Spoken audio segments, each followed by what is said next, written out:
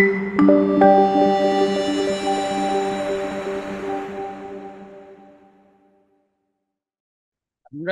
Thyroid গ্ল্যান্ডের যে disease গুলো সাধারণত দেখা যায় যে এটা ফিমেল প্রিডমিনেন্স, বা যে ফিমেলদের বেশি বেশি প্রবলেমটা হয়। এবং মোটামুটি টোটাল পপুলেশনের 5% পার্সেন্ট মানে পিপল এটা হচ্ছে আক্রান্ত হয় thyroid gland.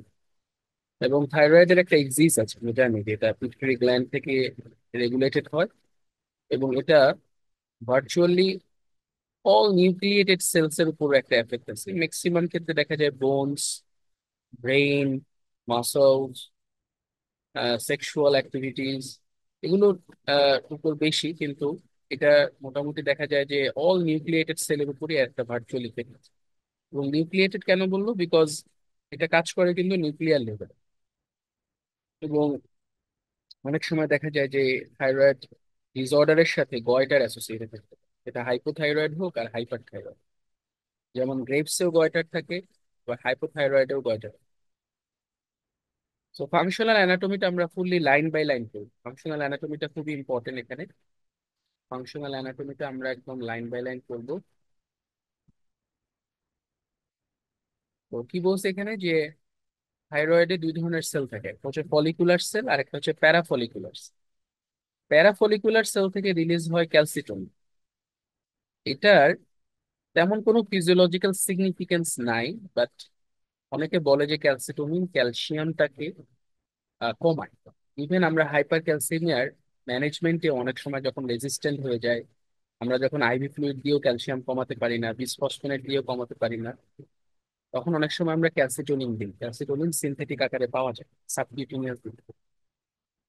But apparent physiological কোনো সিগনিফিকেন্স নাই যে প্যারাফলিকুলার সেল খুব একটা কিছু করতে। মেইন হচ্ছে আমাদের মেইনলি ফলিকুলার এপিথেলিয়াম, যেটা আমাদের থাইরয়েড হরমোনটা মেইনলি সিনথেসাইজ করে। এবং সেটা কাকে নিয়ে সিনথেসাইজ করে বা কার সাহায্যে সিনথেসাইজ করে? আয়োডিন এবং amino acid tyrosine. Amino acid টাইরোসিনটা থাকে হচ্ছে থাইরোগ্লোবিউলিন নামক প্রোটিনের মধ্যে। তাহলে এখানে কয়েকটা জিনিস মাথায় রাখতে হবে যে আমাদের ফলিকুলার সেলের ভিতরে থাইরোগ্লোবিউলিন থাকে। থাইরোগ্লোবিউলিনের সারফেসে অ্যামিনো অ্যাসিড থাকে, সেটার নাম হচ্ছে টাইরোসিন। সেই টাইরোসিন যখন আয়োডিনের সাথে বাইন্ড করে, তখন কিছু কাপলিং রিয়াকশন, মনো আয়োডোথাইরোনেজ, ডাই আয়োডোথাইরোনেজ, এরকম হয়ে একসময় T3 T4 তৈরি। সো এই যে আয়োডিনটা, এটা কিভাবে আসে ফলিকুলার সেলের ভিতরে? প্যাসিভলি ট্রান্সপোর্ট হয়। আয়োডাইড ট্রান্সপোর্টার থাকে। ওই আয়োডাইড ট্রান্সপোর্টারটা আয়োডিনকে সেলের ভিতরে ঢুকতে সাহায্য করে। এই আয়োডাইড ছাড়া কিন্তু এই T3 T4 হরমোন সিনথেসিস হবে না। এই জন্য iodine is the very fundamental component of thyroid hormone synthesis. জন্য সবসময় একটা স্পেসিফিক ডায়েটারি ইনটেক মেনটেন করতে হয় for the functions of thyroid hormone. এটা হচ্ছে অ্যাটলিস্ট একটা মানুষের 100 microgram per day iodine intake করতে হবে, যেটা আমাদের ডায়েটারি সল্ট বা টেবিল সল্টের ভিতরেই থাকে। সো আমরা যে থাইরয়েড হরমোন গুলো দেখি, এগুলো টি স্যার থ্রি আসসালামু আলাইকুম। ওয়ালাইকুম সালাম ভাইয়া। স্যার একটু জুম করলে ভালো হয়, স্যার একটু জুম করলে ভালো হয় স্যার। মানে আমি তো ল্যাপটপ আজকে বন্ধ স্যার, মোবাইল থেকে দেখতে পারতেছি না। মোবাইলে তুমি জুম করো, দেখবা দেখতে পারতেছো। তুমি মোবাইলটা জুম করো। এটা জুম উম, করলে একটু কেটে যাচ্ছে, দেখো তো মোবাইল জুম করলে কিন্তু হয় না। ও ওকে ওকে, জি স্যার জি স্যার। হ্যাঁ। সো যে কথাটা বলতেছিলাম যে থাইরয়েড হরমোন T3 আছে, T4 আছে। এখানে একটা ইনফরমেশন তোমাদেরকে দিয়ে রাখি, সেটা হচ্ছে আমাদের টিস্যু লেভেলে কাজ করে হচ্ছে T3, কিন্তু আমরা যে ট্যাবলেট খাই সেটা মূলত T4। তাহলে আমাদের অ্যাক্টিভলি টিস্যুতে কাজ করে যেটা, সেটা হচ্ছে T3। এবং সেটার আবার হাফ লাইফ কম, কয়েক সপ্তাহ। T4 এর হাফ লাইফ বেশি। এবং আমরা যে ট্যাবলেট গুলো খাই সেগুলো সব T4। যখন T4 কাজ করতে চায় তখন সে T3 তে কনভার্ট হয়। এই কথাগুলো বারবার বলতেছি, বিকজ এটা কিন্তু অনেক সময় বেসিক একটা ইনফরমেশন। তাহলে থাইরয়েড হরমোন প্রিডমিনেন্টলি সিক্রেট হয় as a form of T4, কিন্তু যখন সে টিস্যু লেভেলে গিয়ে কাজ করতে চায় তখন সে কনভার্ট হয়ে যায় T3। এই কনভার্সনটা জানাটা অনেক দরকার, বিকজ কিছু কিছু ডিজিজ আছে যে ডিজিজে এই কনভার্সনটা হয় না। যেমন একটা ডিজিজ হচ্ছে সিকিউ থাইরয়েড বা নন থাইরয়েডাল ইলনেস। যে কোনো অ্যাকিউট ইনফেকশনে দেখবা যে পেশেন্টটা একটু থাইরয়েড হরমোন টেস্ট করলে দেখবা টিএসএইচ কম পাওয়া যাচ্ছে, T3 কম পাওয়া যাচ্ছে, T4টা নর্মাল বা লোয়ার লিমিট অফ নর্মালে পাওয়া যাচ্ছে। এই রকমের সিচুয়েশন গুলোকে সিকিউ থাইরয়েড ইলনেস বলে বা হচ্ছে নন থাইরয়েডাল ইলনেস। এক্ষেত্রে দেখা যায় যে T4টা T3 তে খুব একটা কনভার্ট হয়। এবং আরো কিছু ডিজিজ আছে, যেমন এই T4 T3 তে কনভার্ট হওয়ার জন্য একটা এনজাইম আছে, যে এনজাইমটার নাম হচ্ছে 5' আয়োডিনেজ। ওই এনজাইমটা অনেক সময় বিভিন্ন এনজাইম ডেফিসিয়েন্সি ডিসঅর্ডার বা রেজিস্ট্যান্স ডিসঅর্ডারে অনেক সময় দেখা যায় কাজ করে। তো পেশেন্টের T4 করলে দেখবা যে হ্যাঁ ঠিকই নর্মাল পাচ্ছ, কিন্তু T3 করলে দেখা যাবে যে এটা খুব কম। তার মানে T4 T3 তে কনভার্ট হচ্ছে। সেই জন্য এটা জানা খুব দরকার যে থাইরয়েড হরমোন যত আমার মানে থাইরয়েড গ্ল্যান্ড যত হরমোন সিক্রেশন করছে T3 T4 এর ভিতরে, T4টা প্রিডমিনেন্টলি সিক্রেশন করছে, খুবই স্মল অ্যামাউন্টে সে T3 সিক্রেশন। কিন্তু টিস্যু লেভেলে গিয়ে এই T4 গুলো সব T3 তে কনভার্ট হয়। ঠিক আছে? এই জন্য বলা হয়েছে যে 85% of the T3 that is found in the blood is actually by the conversion of the T। এবং এটা এই মনো ডি আয়োডিনেজ এনজাইমের মাধ্যমেই হয়ে থাকে। হ্যাঁ, এবং এগুলো এই T4টা আলটিমেটলি T3 তে কনভার্ট হয়। দেন T3 আমার মেইন টার্গেট অর্গানগুলোতে গিয়ে কাজ করে, liver, muscle, heart, kidney, bones and কাজ করে। এবং এই মনো ডি আয়োডিনেজ এনজাইমটাকে বেশি বেশি প্রোডাকশন করতে আবার হেল্প করতেছে সেলেনিয়াম। এই জন্য অনেক সময় এরকমও কোশ্চেন আছে যে সেলেনিয়াম ডেফিসিয়েন্সি যদি কারো মিনারেল ডেফিসিয়েন্সি হয় ডিউ টু ম্যাল অ্যাবজর্পশন অথবা আদার্স কোনো কারণে, তখনও হাইপোথাইরয়েড হতে পারে।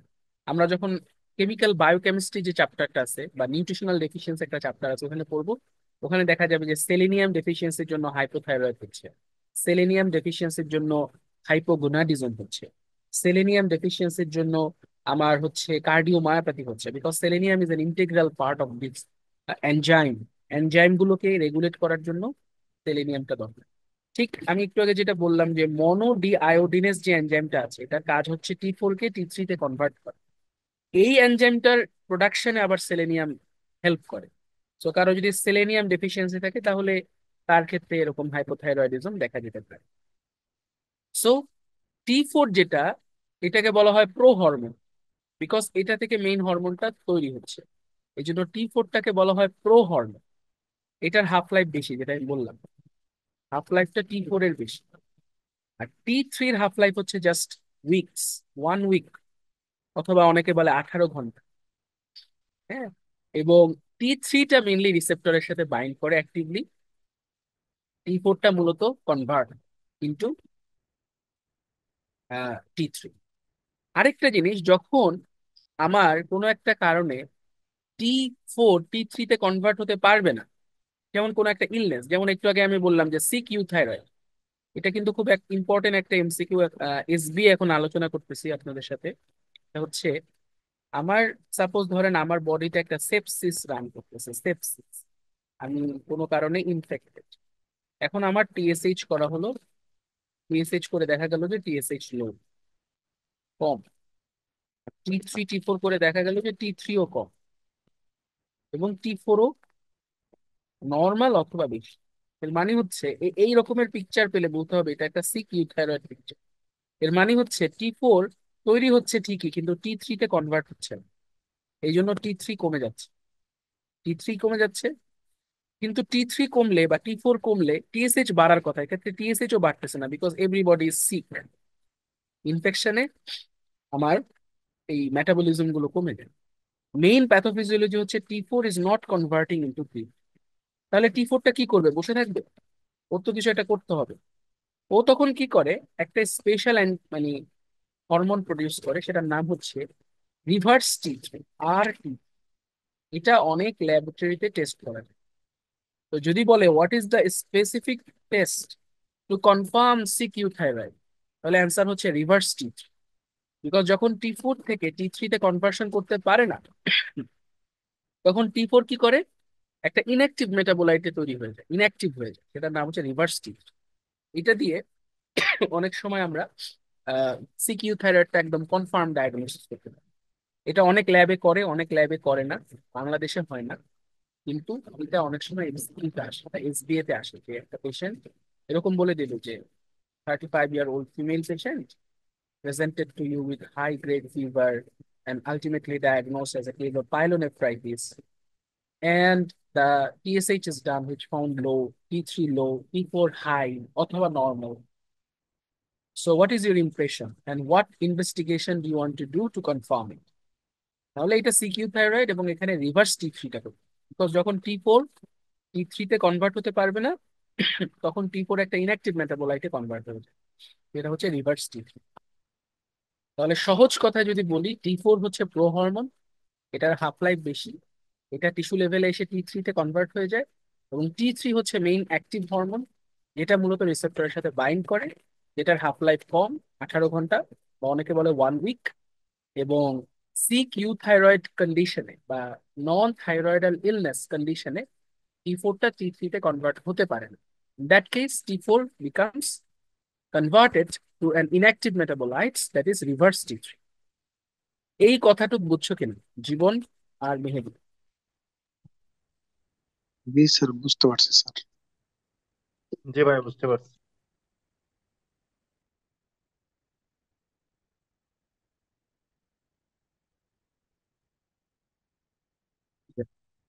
তাহলে আমরা সামনে আগে এখন হচ্ছে যে T3 T4 এগুলো হচ্ছে একা একা থাকে না প্লাজমাতে, ওরা সাধারণত গ্লোবিউলিনের সাথে বাইন্ড করে থাকে। এবং আমাদের যে মেটাবলিক ইফেক্ট, যে থাইরয়েড হরমোন আমাদের বোন মেটাবলিজমে হেল্প করে, বোন ডিমিনারেলাইজেশন করে, আমাদের ব্রেইন ডেভেলপমেন্টে হেল্প করে, অ্যাক্টিভ কাজগুলো করে মূলত ফ্রি T3 টি। এই জন্য আমাদেরকে মেইনলি অ্যাসেস করতে হবে free T3 T, not the active. আমাদেরকে মেইনলি কাজ করতে হবে কি, free T3 T. The theoretical advantage of free hormone measurement is that they are not influenced by the concentration of binding protein. যেমন দেখা যায় প্রেগন্যান্সিতে আমাদের এই টোটাল বাইন্ডিং থাইরয়েড বাইন্ডিং গ্লোবিউলিনটা বেড়ে যায়, তখন দেখা যায় যে টোটাল T3 T4 অনেক বেড়ে যায়। কিন্তু বাস্তবতায় দেখা যায় যে পেশেন্টের T3 T4 আসলে কম। এই জন্য অলওয়েজ আমরা TSH এর সাথে ফ্রি T3 T4 করি। এবং আরো কিছু কন্ডিশন আছে যেগুলোতে এই টোটাল বাইন্ডিং গ্লোবিউলিন বাড়তে পারে, যেমন একটা হচ্ছে প্রেগন্যান্সি, অথবা কেউ যদি পিল খায়, তাদের ক্ষেত্রে দেখা যায় যে টোটাল T3 T4 বেড়ে যাচ্ছে, but P P3 P T4 এগুলো নন। এটা একটু মাথায় রাখ। Production of T3 T4 and thyroid is stimulated by thyroid stimulating hormone. এটা আমরা সবাই জানি যে থাইরয়েড স্টিমুলেটিং হরমোন এটা পিটুইটারি গ্ল্যান্ড থেকে আসে। এটাই মূলত T3 T4 কে মেইনলি থাইরয়েড গ্ল্যান্ড থেকে রিলিজ করতে হেল্প করে। এবং TSH কে আবার স্টিমুলেট করে হচ্ছে হাইপোথ্যালামিক আরেকটা হরমোন, যেটার নাম হচ্ছে থাইরয়েড রিলিজিং। এটা আমরা সেই দিন পড়ছি। তো একটা কথা সেদিন বলছিলাম যে থাইরয়েড গ্ল্যান্ড না, অ্যাড্রেনাল গ্ল্যান্ড, মানে মানে সোজা কথা এন্ডোক্রাইন সব হরমোন সব সময় টেস্ট করা যায় না। কিছু কিছু হরমোন আছে যারা সকালে বা ভোর রাতের দিকে বেশি বেশি রিলিজ হয়, কিন্তু TSH হচ্ছে সেটার বাইরে। TSH এর সার্কাডিয়ান রিদম আছে, দেখা গেছে যে রাত্র 1টা থেকে পরের দিন সকাল 11টায় ওর সিক্রেশনটা পিকে থাকে, কিন্তু এই ভেরিয়েশনটা খুব স্মল। এই জন্য আমরা TSH যদি টেস্ট করতে চাই, এরকম কোনো নাই যে সকালবেলা খালি পেটে হতে হবে, বা 6টায় হতে হবে, 9টায় হতে হবে, এরকম কোনো নাই। সিম্পল ব্লাড স্যাম্পল যে কোনো সময়ই টানা যেতে পারে, সেক্ষেত্রে খুব একটা বেশি ঝামেলা হয় না। তাহলে এটা একটা ইনফরমেশন মাথায় রাখবেন যে I can check TSH any time, but if you want to check cortisol, growth hormone, তখন আমাকে সকালবেলার দিকে এই টেস্টটা করতে হবে, বিকজ ওই সময় ওদের সিক্রেশনটা হাই থাকে, পিকে থাকে। সো আমরা সবাই নেগেটিভ ফিডব্যাকে জানি যে যখন থাইরোটক্সিকোসিস হয়, মানে T3 T4 লেভেলের কনসেন্ট্রেশন যখন বেশি থাকে, তখন TSH এগুলো কমে যায়। কিন্তু যদি কোনো কারণে THS সিক্রেশনটা সাপ্রেসড হয়, এটা আমাদের দেখা যাচ্ছে যে T3 T4 বেড়ে গেলে যেটা হয়। আবার on the other hand hypothyroid যে কন্ডিশন গুলো আছে, যেখানে T3 T4 আমার লো থাকে, তখন আমার নেগেটিভ ফিডব্যাক মেকানিজমের মাধ্যমে বা TSH টা বেড়ে যায়। এটা হচ্ছে একটা মানে relationship between TSH and T4। But এটা অনেক সময় ডিজিজ প্রসেসের কারণে কি হতে পারে, চেঞ্জ হয়ে যেতে পারে, সেটা আমরা পরে আলোচনা করবো। সো একটা কোশ্চেন এখান থেকে আমি যেটা বলি যে এখানে অনেক লাইন আছে, এখানে একটা ইম্পর্টেন্ট কথা যেটা বলেছে যে যদি বলে একটা সিঙ্গেল টেস্ট তুমি করতে চাও যেটা তোমার T3 এবং T4 কে মানে থাইরয়েডের স্ট্যাটাসকে বুঝতে সাহায্য করবে, তাহলে সেটা হচ্ছে TSH টা খুব ইম্পর্টেন্ট, কারণ এটা অনেক স্পেসিফিক একটা টেস্ট। কিন্তু এরপর আবার ওরা নিজেরাই বলেছে যে শুধু টিএসএইচ করলে মাঝে মাঝে ইন্টারপ্রিটেশনতে ঝামেলা হতে পারে। বাট কোশ্চেনটা যদি এভাবে করে যে একটা টেস্ট যদি করা যায়, সেনসিটিভ একটা টেস্ট থাইরয়েড হরমোনের জন্য, তাহলে that should be TSH, because এটা অল্প T4 এবং T3-র অল্প অল্প ডিফারেন্সেও টিএসএইচ দেখা যাচ্ছে কি হয়ে যায়, চেঞ্জ হয়ে যায়। যেমন এখানে খুব সুন্দর একটা রেফারেন্স ভ্যালু দিয়ে বুঝাইছে যে একটা ইন্ডিভিজুয়ালের T4 লেভেলটা নর্মালি থাকার কথা 15, যদি এই 15-র 5 কম বা বেশি হয় তাহলেও টিএসএইচ এর মধ্যে বিস্তর চেঞ্জ চলে আসে। এই জন্য বলা হয় TSH is regarded the most useful investigation of thyroid, কারণ এটা এতটা সেন্সিটিভ T3 এবং T4 এর কনসেন্ট্রেশনের উপর যে খুব দ্রুত এটার চেঞ্জ রক্তে চলে আসে। তো এই জন্য এটাকে বলা হয় মোস্ট ইউজফুল ইনভেস্টিগেশন টেস্ট। এটা অনেক সময় দেখা যায় যে এমসিকিউ তে দিয়ে দেয় কোশ্চেনটা বা কথাটা। আচ্ছা, অনেক সময় দেখা যায় যে টিএসএইচ ইনঅ্যাপ্রোপ্রিয়েটলি লো থাকে, ইনঅ্যাপ্রোপ্রিয়েটলি হাই থাকে, তখন আমরা এগুলোকে সেকেন্ডারি হাইপোথাইরয়েডিজম বলি। এটা আমরা একটা ছক দেখে দেখে পড়বো, এতে কোনো সমস্যা নেই। এখন ধরেন যে আপনি একটা পেশেন্টকে ট্রিটমেন্ট দিয়েছেন, লিভোথাইরক্সিন দিয়েছেন। লিভোথাইরক্সিন দেওয়ার পর কতদিন পর আবার টিএসএইচ চেক করবেন, এটার আবার কিছু জিনিস আছে। সাধারণত আমরা 6 থেকে 8 সপ্তাহ পরে টিএসএইচটা চেক করি, বিকজ ওষুধ দেওয়ার পর টিএসএইচ লেভেলটা নর্মালাইজ হতে একটু সময় লাগে। বলছে যে আমরা যে লিভোথাইরক্সিন ওষুধটা খাই এটা মূলত T4, ট্যাবলেটের ভিতরে মেনলি থাকে কি T4। এই জন্য ওষুধ খাওয়ার সাথে সাথে T4 T3টা মোটামুটি 2 সপ্তাহের মধ্যে নর্মাল হয়ে যায়। কিন্তু টিএসএইচটা যেহেতু টোটাল অ্যাক্সিসটার সাথে রিলেটেড, এটাকে নর্মাল হতে সময় লাগে, অ্যাটলিস্ট 6 সপ্তাহ সময় লাগে। এই জন্য কখনোই, এটা একটা বেসিক কোশ্চেন, কারণ আমরা সবাই একটা সময় চেম্বার করবো, রুগী দেখবো, টিএসএইচ আমরা তো অহরহ লিভোথাইরক্সিন প্রেসক্রাইব করবো। যে রুগী বলে যে স্যার আমি টিএসএইচটা আবার কবে চেক করবো, মোটামুটি 3 মাস পরে করলেই ভালো। 3 মাস, অ্যাটলিস্ট যদি 2 মাস, এর আগে না। হ্যাঁ, মোটামুটি 8 সপ্তাহ পরে করলে বেস্ট আপনি রেজাল্ট পাবেন যে তার টিএসএইচটা ঠিক হয়েছে কি হয়নি। তাহলে এইটা একটু মাথায় রাখতে হবে যে আমরা টিএসএইচটা লিভোথাইরক্সিন দেওয়ার পরে অ্যাডজাস্ট হতে প্রায় 6 সপ্তাহ সময় লাগে। T3 T4টা মোটামুটি 2 সপ্তাহের ভিতরে নর্মালাইজ। এই হচ্ছে মোটামুটি আমাদের এখানের কথাবার্তা। আমরা এবার যদি থাইরোটক্সিকোসিসের ভিতরে চলে যাই, এটা আমরা সবচেয়ে বেশি, আপনাদের অভিজ্ঞতায় কি বলে কোন পেশেন্টটা বেশি পান, হাইপোথাইরয়েড না হাইপার থাইরয়েড? জীবন? হাইপোথাইরয়েড। হ্যাঁ, হাইপোথাইরয়েডই বেশি। ওরকম মানে এখানে যেটা বলছে যে most common presentation of hyperthyroidism, হ্যাঁ, হাইপোথাইরয়েডিজম অথবা থাইরয়েড গ্ল্যান্ড এনলার্জমেন্ট। এই ক্ষেত্রে দেখা যায় যে আমরা যদি চিন্তা করি 3টার ভিতরে হাইপোথাইরয়েড পেশেন্ট গুলোই বেশি পাই। আচ্ছা, এবার থাইরোটক্সিকোসিসে আসি। থাইরোটক্সিকোসিসের মেইন কি হচ্ছে, আমার সার্কুলেটিং T3 T4 লেভেল গুলো বেড়ে যায় এবং এটার জন্য আমার বডিতে কিছু চেঞ্জ চলে আসে। এটার মোস্ট কমন কজ হচ্ছে গ্রেভস ডিজিজ, তারপরে হচ্ছে মাল্টিনোডিউরাল গয়টার, তারপর হচ্ছে টক্সিক অ্যাডিনোমা, তারপর হচ্ছে থাইরয়েডাইটিস। প্রত্যেকটাই একটু আমাকে অল্প অল্প করে মাথায় রাখতে হবে। সবচেয়ে বেশি আমরা জানবো গ্রেভস সম্পর্কে, মাল্টিনোডিউলার গয়টার, টক্সিক নোডিউল অথবা থাইরয়েডাইটিস এগুলো আমরা একটু জানবো বাট কম। ক্লিনিক্যাল ফিচারটা এখান থেকে আমরা পড়বো না, ক্লিনিক্যাল ফিচারটা আমরা বলবো একটা চার্ট থেকে। চার্টটা আমরা যাওয়ার আগে এই ছবিটা একটু বুঝে পড়ার চেষ্টা করি। দেখেন এটা একটা থাইরয়েড গ্ল্যান্ডের একটা হিস্টোপ্যাথোলজিক্যাল পিকচার। এই থাইরয়েড গ্ল্যান্ডকে যদি আপনি কাটেন, কেটে যদি ছোট্ট একটা স্লাইস আপনি মাইক্রোস্কোপের নিচে দেখেন, এরকম পাবেন। এরকম follicle containing follicular cell, sorry colloid containing follicular cell, follicular cell গুলো এরকম থাকে, মাঝখানটাতে কলয়েড থাকে, ওই কলয়েডের ভিতরে মেনলি থাইরোগ্লোবিন গুলো ওরা রিলিজ করে। আর ফলিকুলার এই সেলগুলোর ফাঁকে ফাঁকে প্যারাফলিকুলার সেল, এখান থেকে ক্যালসিটোনিন রিলিজ হয়। এই প্যারাফলিকুলার সেলের ক্যান্সারকে বলা হয় মেডুলারি কার্সিনোমা, ঠিক আছে? আর ফলিকুলার সেলের ক্যান্সার কখনো ফলিকুলার কার্সিনোমা হতে পারে, কখনো এটা প্যাপিলারি কার্সিনোমা হতে পারে, কখনো এখান থেকে অ্যানাপ্লাস্টিক কার্সিনোমা হতে পারে, কখনো এই যে ভেসেলস গুলো দেখা যাচ্ছে এই ভেসেলস গুলোর ফাঁকে ফাঁকে লিম্ফ নোডস থাকে, ওখানে আপনার লিম্ফোমা হতে পারে ইনফিল্ট্রেটিভ হয়ে। স্যার এইভাবে কিন্তু বিভিন্ন রকমের ক্যান্সার। দেখেন এই যে ব্লাড ভেসেল গুলো খেয়াল করেন, এই ব্লাড ভেসেল গুলো থেকে যে আয়োডাইনটা, সেই আয়োডিনটা এই প্যারাফলিকুলার সেলের ভিতরে ঢুকে, কারণ আয়োডিন তো আমার ব্লাডে থাকে। হ্যাঁ, তাহলে খেয়াল করে দেখেন এখানে কি হচ্ছে। প্রথমে আমার পিউটারি গ্ল্যান্ড আমার টিএসএইচ কে প্রথমে বলতেছে যে যাও এবার পিউটারি গ্ল্যান্ডে গিয়ে, থাইরয়েড গ্ল্যান্ডে গিয়ে তোমার কাজগুলো করবে। টিএসএইচ মেনলি এখানে যতগুলো রিয়াকশন পাথওয়ে আছে 8টার মতো, প্রত্যেকটা পাথওয়েকেই টিএসএইচ স্টিমুলেট করে এবং ফলিকুলার সেলকে হাইপারপ্লাসিয়া করে, মানে ফলিকুলার সেলকে অ্যাক্টিভেট করে পুরো।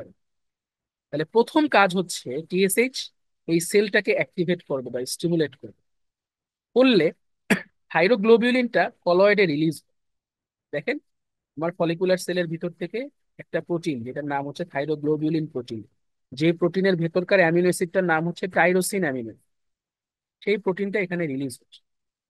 একই টাইমে আমার ব্লাডের ভিতর থেকে আয়োডাইডটা এই ব্লাড থেকে বের হয়ে এক্সট্রা সেলুলার ফ্লুইড ক্রস করে ফলিকুলার সেলের ভিতরে ঢুকছে একটা ট্রান্সপোর্টারের মাধ্যমে, আয়োডাইড ট্রান্সপোর্টার।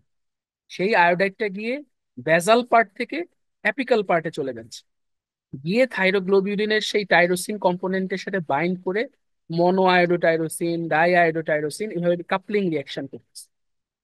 এই যে আয়োডাইডটা, এটা যদি কোনো কারণে এই সেলের ভিতরে না ঢোকে তাহলে আর রিয়াকশন হয় না। এবং এখানে একটা ডিজিজ আছে, ডিজিজটার নাম হচ্ছে পেনরেট সিনড্রোম। এই পেনরেট সিনড্রোমে এই এনজাইমের ট্রান্সপোর্টারটা ডিফেক্ট থাকে, থাকলে এই আয়োডাইডটা ভিতরে ঢুকতে পারে না, ফলে ওই পেশেন্টের গুলো হাইপো প্যারাথাইরয়েডিজম থাকে। তাহলে পেনরেট সিনড্রোম নামটা মনে রাখেন যে আয়োডাইডটা ভিতরে ঢুকতে দেয় না, because of the mutation of the receptor which is called Pendred syndrome, যেখানে এই 3 নম্বর রিয়েকশনটা আর হতে পারে না। সো 2 নম্বরের এই পাথওয়েটাকে সে ব্লক করে। তাহলে একই সাথে আমার থাইরোগ্লোবিউলিনটা বের হচ্ছে কলয়েডের ভিতরে due to TSH stimulation. On the other hand simultaneously আয়োডাইডটা ঢুকতেছে ফলিকুলার সেল থেকে একদম চলে যাচ্ছে apical cell, apical part of the follicular cell. সেখানে গিয়ে ওই থাইরোগ্লোবিউলিনের সাথে আয়োডিনকে বাইন্ড করে সে কি করতেছে, এই মনো আয়োডিনেজ, ডাই আয়োডোটাইরোসিনেজ এগুলো তৈরি করতেছে। এগুলোকে আবার কাপলিং রিয়াকশনের মাধ্যমে, এই মনে করেন যে ডিআইটির সাথে এমআইটি দুইটা একসাথে যোগ করলে একটা টি3 হয়ে যাচ্ছে, দুইটা ডিআইটি একসাথে যোগ করলে একটা টি4 হয়ে যাচ্ছে।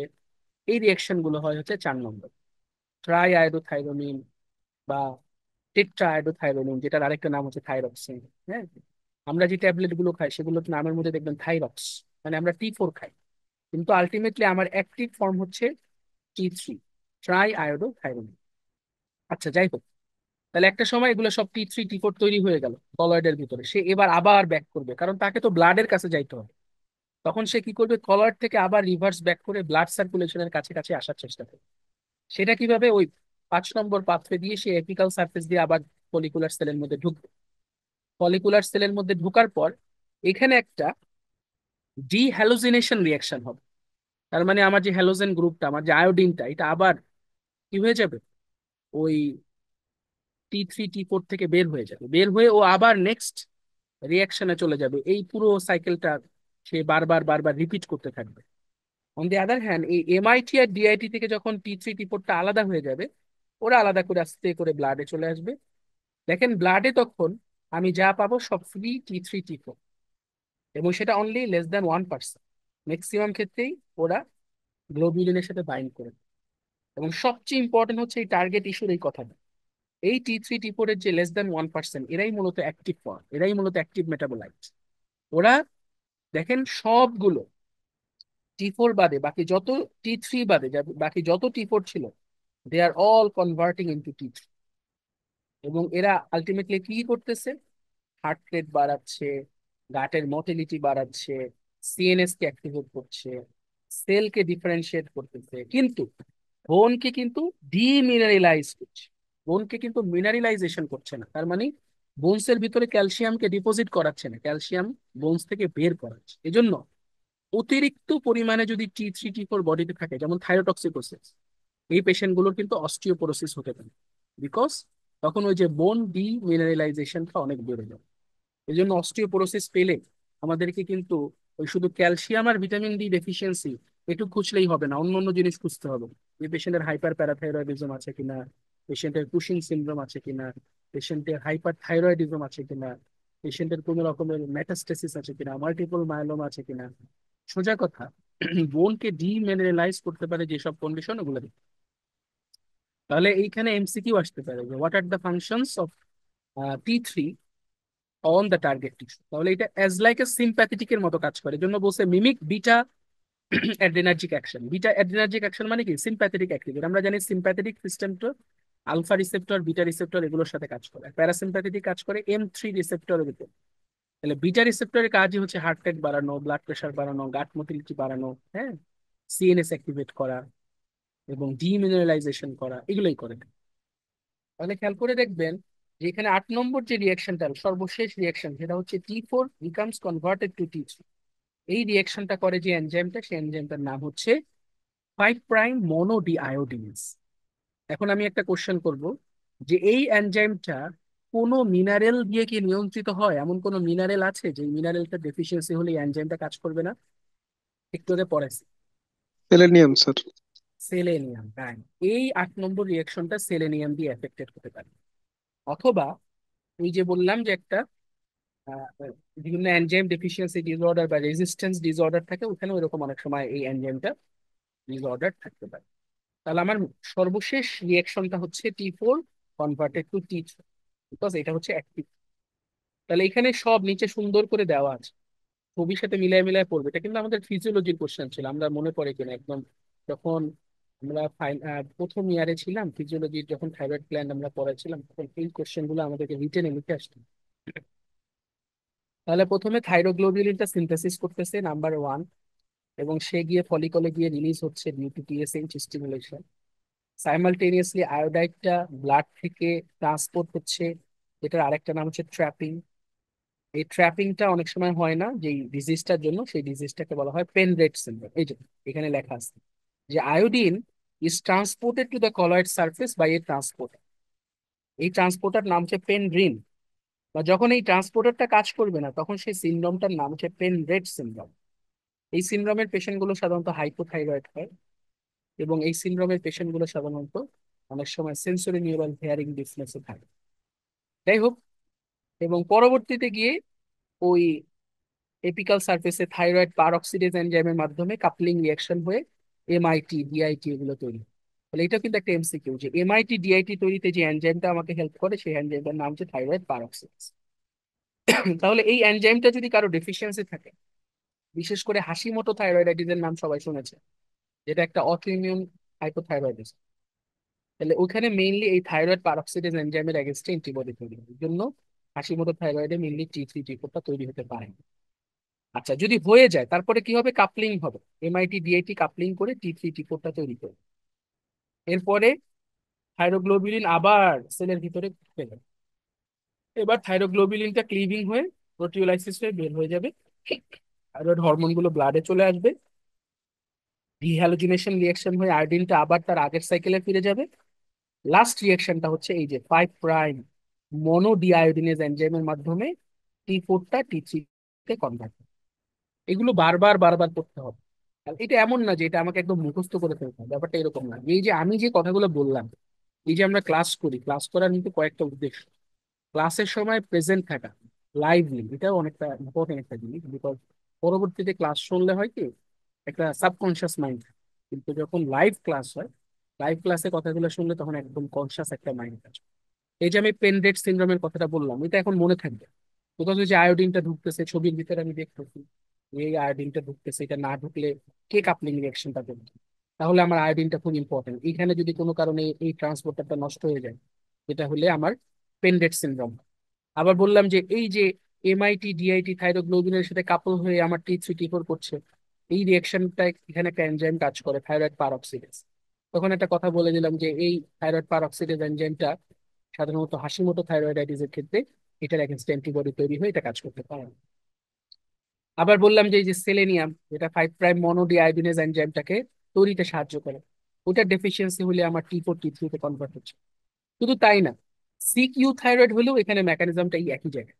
আমরা জানি নন থাইরয়েডাল ইলনেস অথবা CQ থাইরয়েডের মেইন প্যাথোফিজিওলজি হচ্ছে T4, T3 তে কনভার্ট হতে পারে। এই জন্য T4 বেড়ে যায়, T3 কমে যায়, TSH কমে যায়। এখানে মেইনলি এই 5' মনোডিআয়োডিনেজ এনজাইমটা সেপটিক কন্ডিশনে, ইনফেক্টিভ কন্ডিশনে খুব একটা কাজ করে। তাহলে এগুলো হচ্ছে আমার মেইনলি প্যাথোফিজিওলজি। আমরা আসলে যে জায়গাটায় যাব সেটা হচ্ছে সিমটমস। এই যে, আচ্ছা, সিমটমস এর আগে আমরা একটু এই ইন্টারপ্রিটেশনটা করে নিই। আমরা কিন্তু আছি থাইরোটক্সিকোসিসে, সবাই আগে আমাদের লক্ষ্যটা দেখেন, আমরা থাইরোটক্সিকোসিসে আছি। আমরা থাইরোটক্সিকোসিসের ক্লিনিক্যাল অ্যাসেসমেন্টটা পড়বো, চার্ট। তার আগে এগুলো কিছু সাইড কথা। এরকম একটা সাইড কথা হচ্ছে এই চার্ট। এই চার্টটা যদি আপনি বুঝে মনে রাখতে পারেন, তাহলে আপনার এই থাইরয়েড হরমোন রিলেটেড ইন্টারপ্রিটেশনে কোনো সমস্যা হবে না। এটা থেকেই মূলত কোশ্চেনরা স্যার রাখা। খেয়াল করে দেখেন, একটা পেশেন্টের TSH undetectable, T3 T4 raised, সহজ কথা। আমার প্রাইমারি গ্ল্যান্ড থেকে রিলিজ হয় T3 ও রেইজ থাকলে আমার আমার নেগেটিভ ফিডব্যাকে আমার টিএসএইচ আনডিটেক্টেবলই হবে, এটাই নর্মাল নিন। তার মানে এটা একটা প্রাইমারি হাইপার থাইরয়েডিজমের সিনারি। এবার খেয়াল করে দেখেন, একটা পেশেন্টের টিএসএইচ আনডিটেক্টেবল বা লো, T4 বেশি পাচ্ছেন, T3 নর্মাল পাচ্ছেন। এটার মানে কি জানেন? সে যখন ডাক্তার দেখাইতে আসে তার আগে কয়েকটা ট্যাবলেট খেয়ে আসে, এরপর আর সে ট্যাবলেট ট্যাবলেট খায় না। যার কারণে ডাক্তার দেখানোর আগে যখন সে টেস্ট করে আসে তখন T4টা শুধু রেজিস্ট হওয়ার, কারণ সে ট্যাবলেট যে খাচ্ছে সেটার ভিতরে তো T4 ছাড়া আর কিছু নাই। এই জন্য T4 resist, T3 normal, TSH undetectable. TSH undetectable মানে আপনার মাথায় তখন একটা ঘুরপাক খাবে, এটা একটা হাইপার থাইরয়েডের কোন একটা সিনারি। হাইপার থাইরয়েডের যদি সিনারিও থাকে, সেক্ষেত্রে T4 T3 দুইটাই রেজ থাকে, শুধু একটা রেজ একটা নর্মাল। এর মানে হচ্ছে ওভার ট্রিটমেন্ট হচ্ছে উইথ লিভোথাইরক্স।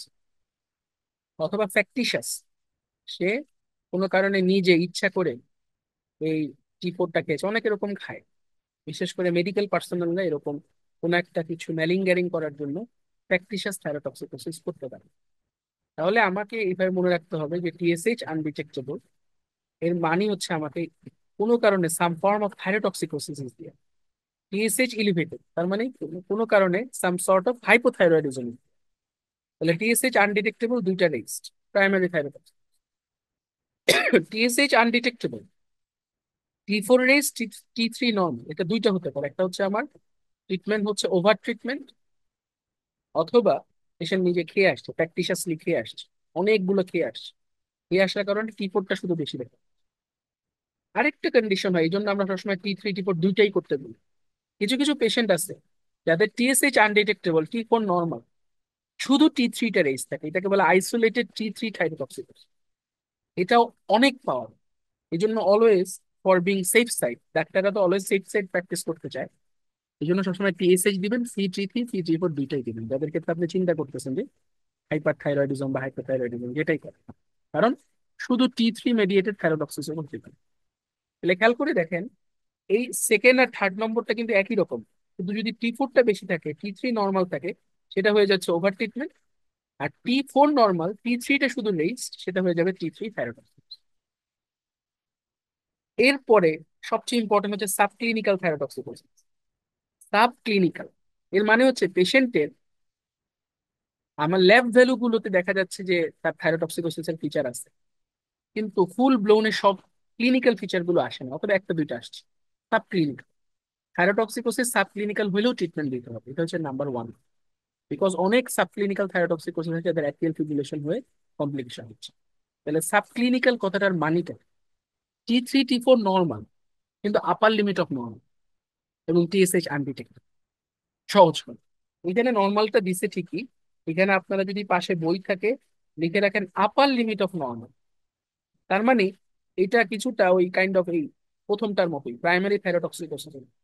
এখানে দুইটাই রেইজড, এখানে দুইটা নর্মাল লিখলেও এটা আপার লিমিট অফ নর্মাল, এবং টিএসএইচ আনডিটেক্টেড। এইরকমই যদি আমি পাই যে T4 T3 নর্মাল রেঞ্জেই আছে কিন্তু উপরের দিকে, আর টিএসএইচ কম, তাহলে ওটাকে আমি ফুল ব্লোন প্রাইমারি থাইরোটক্সিকোসিস না বলে একটু বলবো সাব ক্লিনিক্যাল থাইরোটক্সিকোসিস। এবং এটা এমসিকিউতে বেশি দেয়।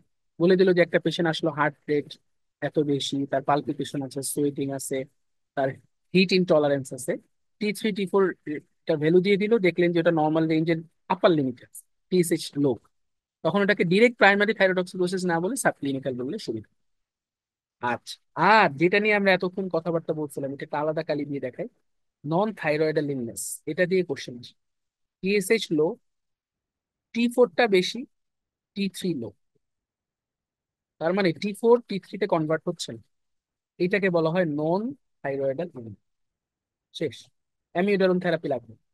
তাহলে আমরা মোটামুটি আনডিটেক্টেবল রিলেটেড প্রাইমারি ডিসঅর্ডারের মোটামুটি সবগুলো করে দিচ্ছে। তাহলে সোজা কথা, টিএসএইচ যখন আপনি কম পাবেন আপনি ধরে নেবেন থাইরয়েডক্সিকোসিস। এবার আপনি এটা প্রাইমারি, নাকি এটা সাবক্লিনিক্যাল, নাকি এটা নন থাইরয়েডাল, নাকি এটা সেকেন্ডারি, এটি আপনাকে চিন্তা করবেন। প্রাইমারি হলে T4 T3 বেশি, টিএসএইচ আনডিটেক্টেড।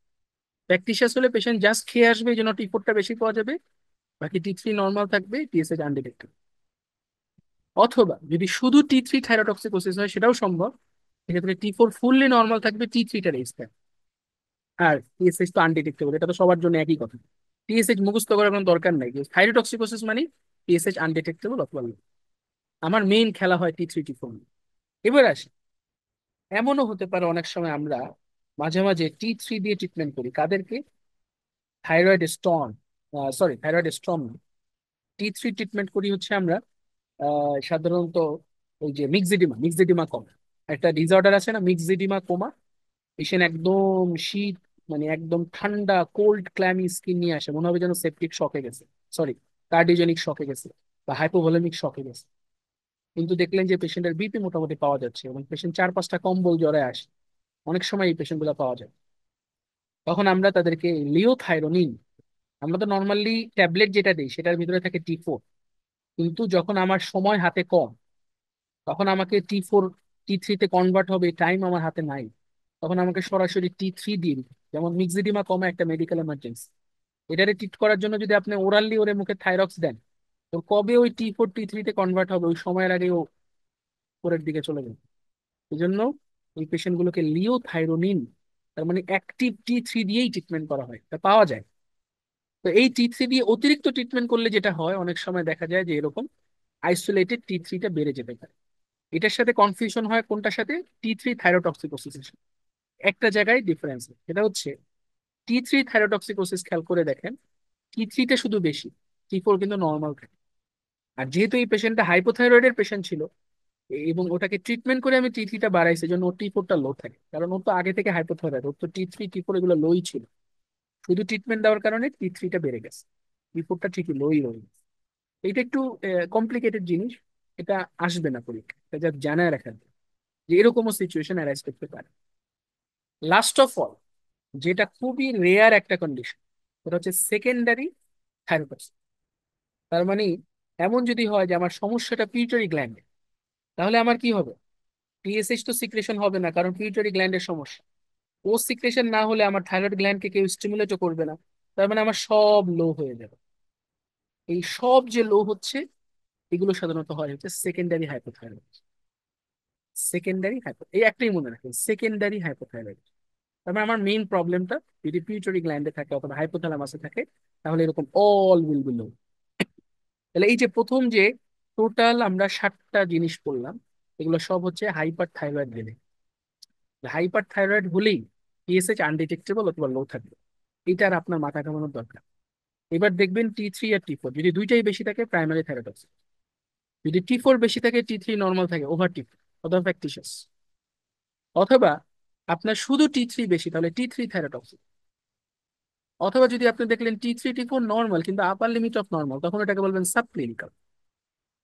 অথবা ওই যে মেকানিজম, যে যে কোনো ইনফেক্টিভ কন্ডিশনে, সিক কন্ডিশনে T4 T3 তে কনভার্ট হয় না, তাহলে কি পাওয়া যাবে, টিএসএইচ আনডিটেক্টেবল, T4 বেশি, T3 নর্মাল অথবা লো, তাহলে এটা নন থাইরয়েডাল ইলনেস। অথবা পেশেন্ট আগে থেকেই হাইপোথাইরয়েডের পেশেন্ট, মিক্সিডিমা কমা নিয়ে আসছে, আমাকে বাঁচানোর জন্য পেশেন্টকে সরাসরি T3 দেওয়া লাগতেছে, এটা যদি আমি তার নর্মালের চেয়ে বেশি দিয়ে ফেলাই, ওভার ট্রিটমেন্ট করে ফেলি, তাহলে টিএসএইচ আনডিটেক্টেবল তো থাকছেই, T4ও লো থাকছে, T3টা বেড়ে যাচ্ছে, because I am giving the T3। Last of all, secondary hypothyroidism আমার প্রবলেমই হচ্ছে মাথায়, তাহলে টিএসএইচও কম থাকবে, টিএসএইচ কমার জন্য অন্য কাউকে সে স্টিমুলেট করতে পারবে না, এই জন্য T3 T4ও আমার কমে যাবে। এই 7টা ইন্টারপ্রিটেশন কি ক্লিয়ার জীবন?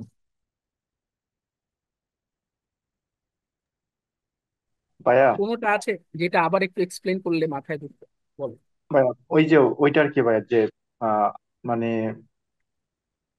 আম, যখন T4 লো থাকবে আর T3 রাইজ থাকবে, তখন তো আমরা ওইটাকে বলি ওই যে ম্যাক্সিডিমার জন্য তখন ট্রিটমেন্টই হইলো হ্যাঁ, over treatment of hypothyroidism with liothyronine, ওইটা ভাইয়া। হ্যাঁ, হ্যাঁ।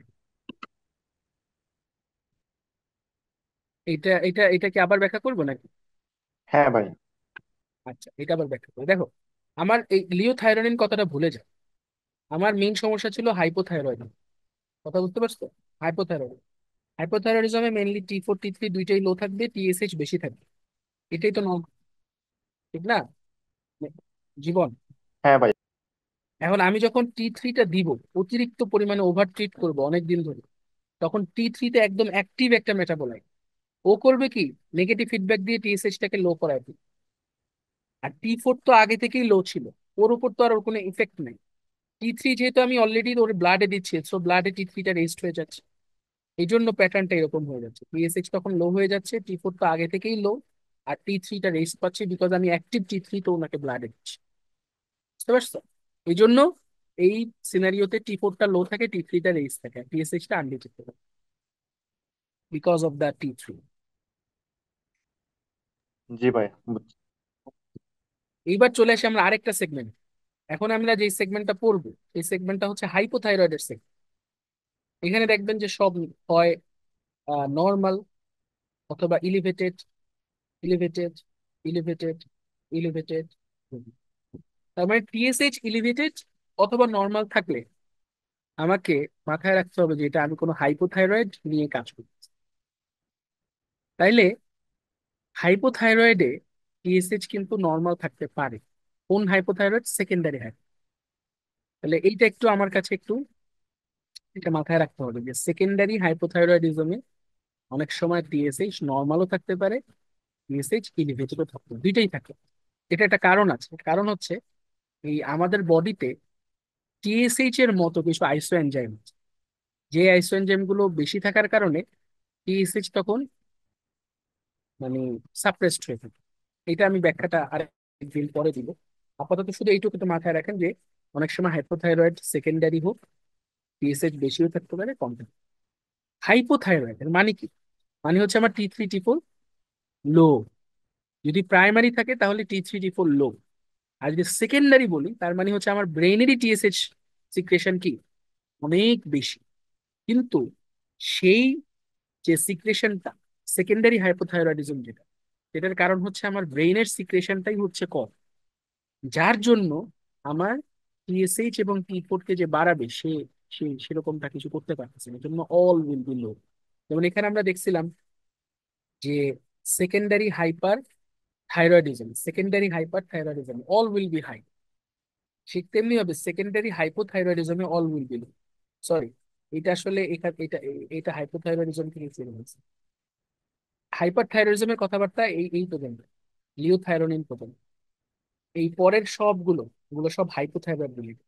তাহলে সেকেন্ডারি হাইপোথাইরয়েডিজম কথাটা চিন্তা করেন, সেকেন্ডারি মানে হচ্ছে আমার প্রবলেম পিউটারি গ্ল্যান্ডে। তাহলে আমার টিএসএইচ এমনিই লো, তাহলে ও তো T3 T4 এর উপরে কোনো কাজই করবে না, এই জন্য এটাকে বলে সেকেন্ডারি হাইপোথাইরয়েড। তাহলে বলো তো সেকেন্ডারি হাইপার থাইরয়েডিজম এর পিকচারটা কিরকম হবে, যেটা এখানে দেওয়া নেই? বুঝে বলো, এটা এখানে দেওয়া নেই। এটা ডক্টর জীবন বল। সেকেন্ডারি হাইপার থাইরয়েডিজম এটাও সম্ভব, সেক্ষেত্রে টিএসএইচ কি হবে, T3 T4 দুইটা কি হবে? সেকেন্ডারি হাইপারথাইরয়েডিজমে তো ভাইয়া এইচএস কি বাড়বে না ভাইয়া? অবশ্যই টিএসএইচ যদি বাড়ে তাহলে T3 T4 কি হবে? বা নর্মাল বা লোয়ার থাকতে পারে। না না না, ওরাও তো বেড়ে দিবে। ও আচ্ছা। সেকেন্ডারি যেহেতু বলতেছে, এই যে দেখো আছে আছে দেওয়া আছে, দেওয়া আছে এই যে, যদি আমার সেকেন্ডারি হয় তাহলে টিএসএইচ বেশি থাকবে, T3 T4 রেস্ট থাকবে, দেখো সব রেস্ট, অল রেস্ট। এর মানে হচ্ছে সেকেন্ডারি থাইরয়েড। কি ক্লিয়ার? তাহলে all low primary, sorry secondary hypothyroidism, all high secondary hyperthyroid. Clear? Secondary কথার মানে হচ্ছে আমার প্রবলেমটা হচ্ছে পিউটারি। এখন পিউটারি গ্ল্যান্ডে কোনো কারণে ইনফিলট্রেশন হয়েছে, ক্যান্সার হয়েছে, অথবা তুমি সার্জারি করে ফেলেছো যার জন্য টিএসএইচ আর রিলিজ হচ্ছে না, তাহলে তো আর T3 T4 পাওয়া যাবে না। এই জন্য all will be low.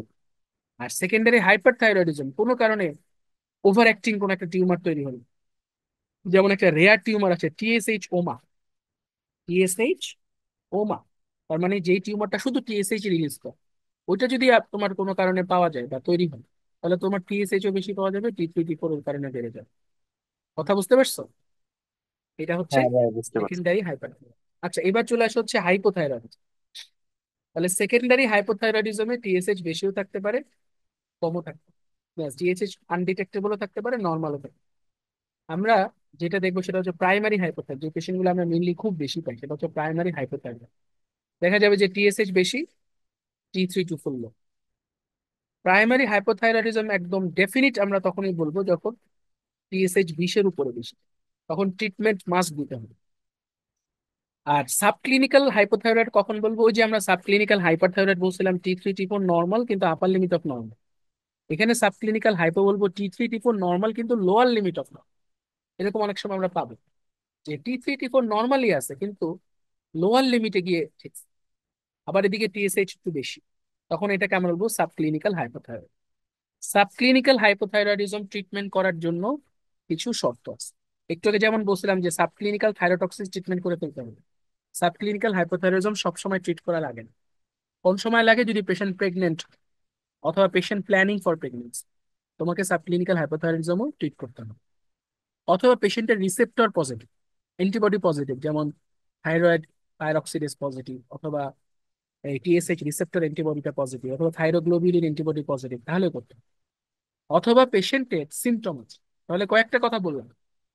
Subclinical hypothyroidism should be treated if patient is pregnant, if patient is planning for pregnancy, অথবা পেশেন্টের থাইরয়েড অটো অ্যান্টিবডি পজিটিভ, অথবা পেশেন্ট সিমটমেটিক। পেশেন্ট যদি অ্যাসিমটোম্যাটিক হয় তাহলে কি আমি সাবক্লিনিক্যাল হাইপোথাইরয়েডিজম ট্রিট করবো? এটারও অ্যান্সার ইয়েস, যদি টিএসএইচ 10-এর বেশি থাকে।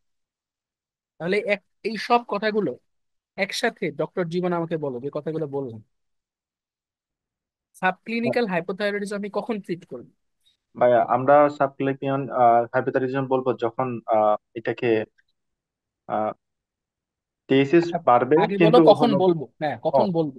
জি ভাইয়া, বলবো হলো যখন আমরা টিএসএস হলো বাড়বে কিন্তু হুম, T4 এবং T3 নর্মাল থাকবে কিন্তু লোয়ার লিমিটে গিয়ে নর্মাল থাকবে। হুম, হুম, আর যখন আমরা পেশেন্টকে দেখবো তার প্রেগনেন্ট, তখন অবশ্যই আমাদেরকে এটা ট্রিটমেন্ট করতে হবে। হুম। এটা একটা, আরো তো 4-5টা বলছি। প্রেগনেন্ট, জি ভাই, প্রেগনেন্ট, অথবা অথবা planning for pregnancy, planning for pregnancy. এই দুইটা। নাম্বার 3 হচ্ছে অটো অ্যান্টিবডি পজিটিভ। তাইলেও আমি টিএসএইচ যতই থাকুক না কেন, 5 থেকে 20-এর মধ্যে যে কোনো লেভেলেই থাকুক না কেন, আমি ট্রিটমেন্ট করবো অটো অ্যান্টিবডি যদি পজিটিভ থাকে, হ্যাঁ। অথবা পেশেন্ট সিমটোম্যাটিক, তাহলে আমি ট্রিট করি। কিন্তু পেশেন্ট যদি অ্যাসিমটোম্যাটিক থাকে, পেশেন্টের কোনো সিমটম নাই, কোনো কোল্ড ইনটলারেন্স নাই, কোনো ব্রাডিকার্ডিয়া নাই, কোনো রকমের ফেশিয়াল মানে হোর্সনেস অফ ভয়েস নাই, হ্যাঁ, হাইপোটেনশন বা হাইপারটেনশন কিছু নাই, তাহলেও আমি ট্রিট করব যদি টিএসএইচ 10-এর উপরে। 20-এর উপরে থাকলে তো ডেফিনিট প্রাইমারি হাইপোথাইরয়েডিজম, তো ট্রিটমেন্ট দিবই। 5 থেকে 20-এর মধ্যে থাকলে আমরা যেটাকে সাবক্লিনিক্যাল বলি, সেটা ট্রিটমেন্ট কখন দিব অ্যাসিমটোম্যাটিক পেশেন্টকে? যদি 10-এর উপরে হয়। ভাইয়া এখন হ্যাঁ, বলো। আমার হলো মানে মানে অ্যাসিম্পটোমেটিক, কিন্তু যখন আমি 10-এর নিচে পাবো তখন কি আমার তাহলে ট্রিটমেন্ট করার দরকার নেই? না, তখন ট্রিটমেন্ট করার দরকার নাই যদি না পেশেন্ট প্রেগনেন্ট হয়, অথবা জি। প্রেগনেন্সির প্ল্যানিং করে, অথবা অটো অ্যান্টিবডি পজিটিভ হয়, অথবা সিমটোম্যাটিক। 5 থেকে আচ্ছা। 10-এর মধ্যে আমি ট্রিটমেন্ট দিব এই 4জনকে: প্রেগনেন্সি, অথবা প্ল্যানিং ফর প্রেগনেন্সি, অথবা অটো অ্যান্টিবডি পজিটিভ, অথবা পেশেন্ট সিমটোম্যাটিক। আর 10-এর উপরে গেলে সিমটম থাকুক না থাকুক আমি ট্রিটমেন্ট দিব। 20-এর উপরে গেলে তো ডেফিনিট সেটা প্রাইমারি হবে। আমার কথা বুঝে গেছে? হ্যাঁ ভাই। এখানেও আর্টিফেক্ট হতে পারে। এটা মনে রাখার দরকার, অনেক সময় দেখা যায় যে ল্যাবে নিয়ে যাওয়া আসা যাওয়া বিভিন্ন কারণে এই আর্টিফ্যাক্ট আসতে পারে। এইটা মনে রাখার দরকার, এটা এক্সামে আসে। তাহলে এইখানে মোটামুটি 12টার মতো ইন্টারপ্রিটেশন আছে।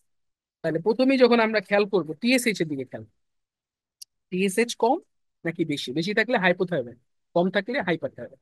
যদি কম থাকে তাহলে দেখতে হবে যে T3 T4 এর অবস্থা কি। T3 T4 কি রেইজড, তাহলে প্রাইমারি। T3 T4 কি তোমার হচ্ছে T4 রেইজড কিন্তু T3 নর্মাল, তাহলে over. T3 raise T4 normal, তাহলে থাইরয়েড T3 থাইরয়েডক্সিল। T3 T4 দুইটাই নর্মাল কিন্তু আপার লিমিটে নর্মাল, তাহলে সাবক্লিনিক্যাল। এইভাবে আস্তে আস্তে একটা করে।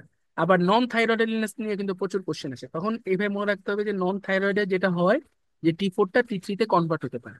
তাহলে আমি কি পাবো? টিএসএইচ আনডিটেক্টেবল পাবো, T4 বেশি পাবো, T3 কম পাবো, ঠিক তো?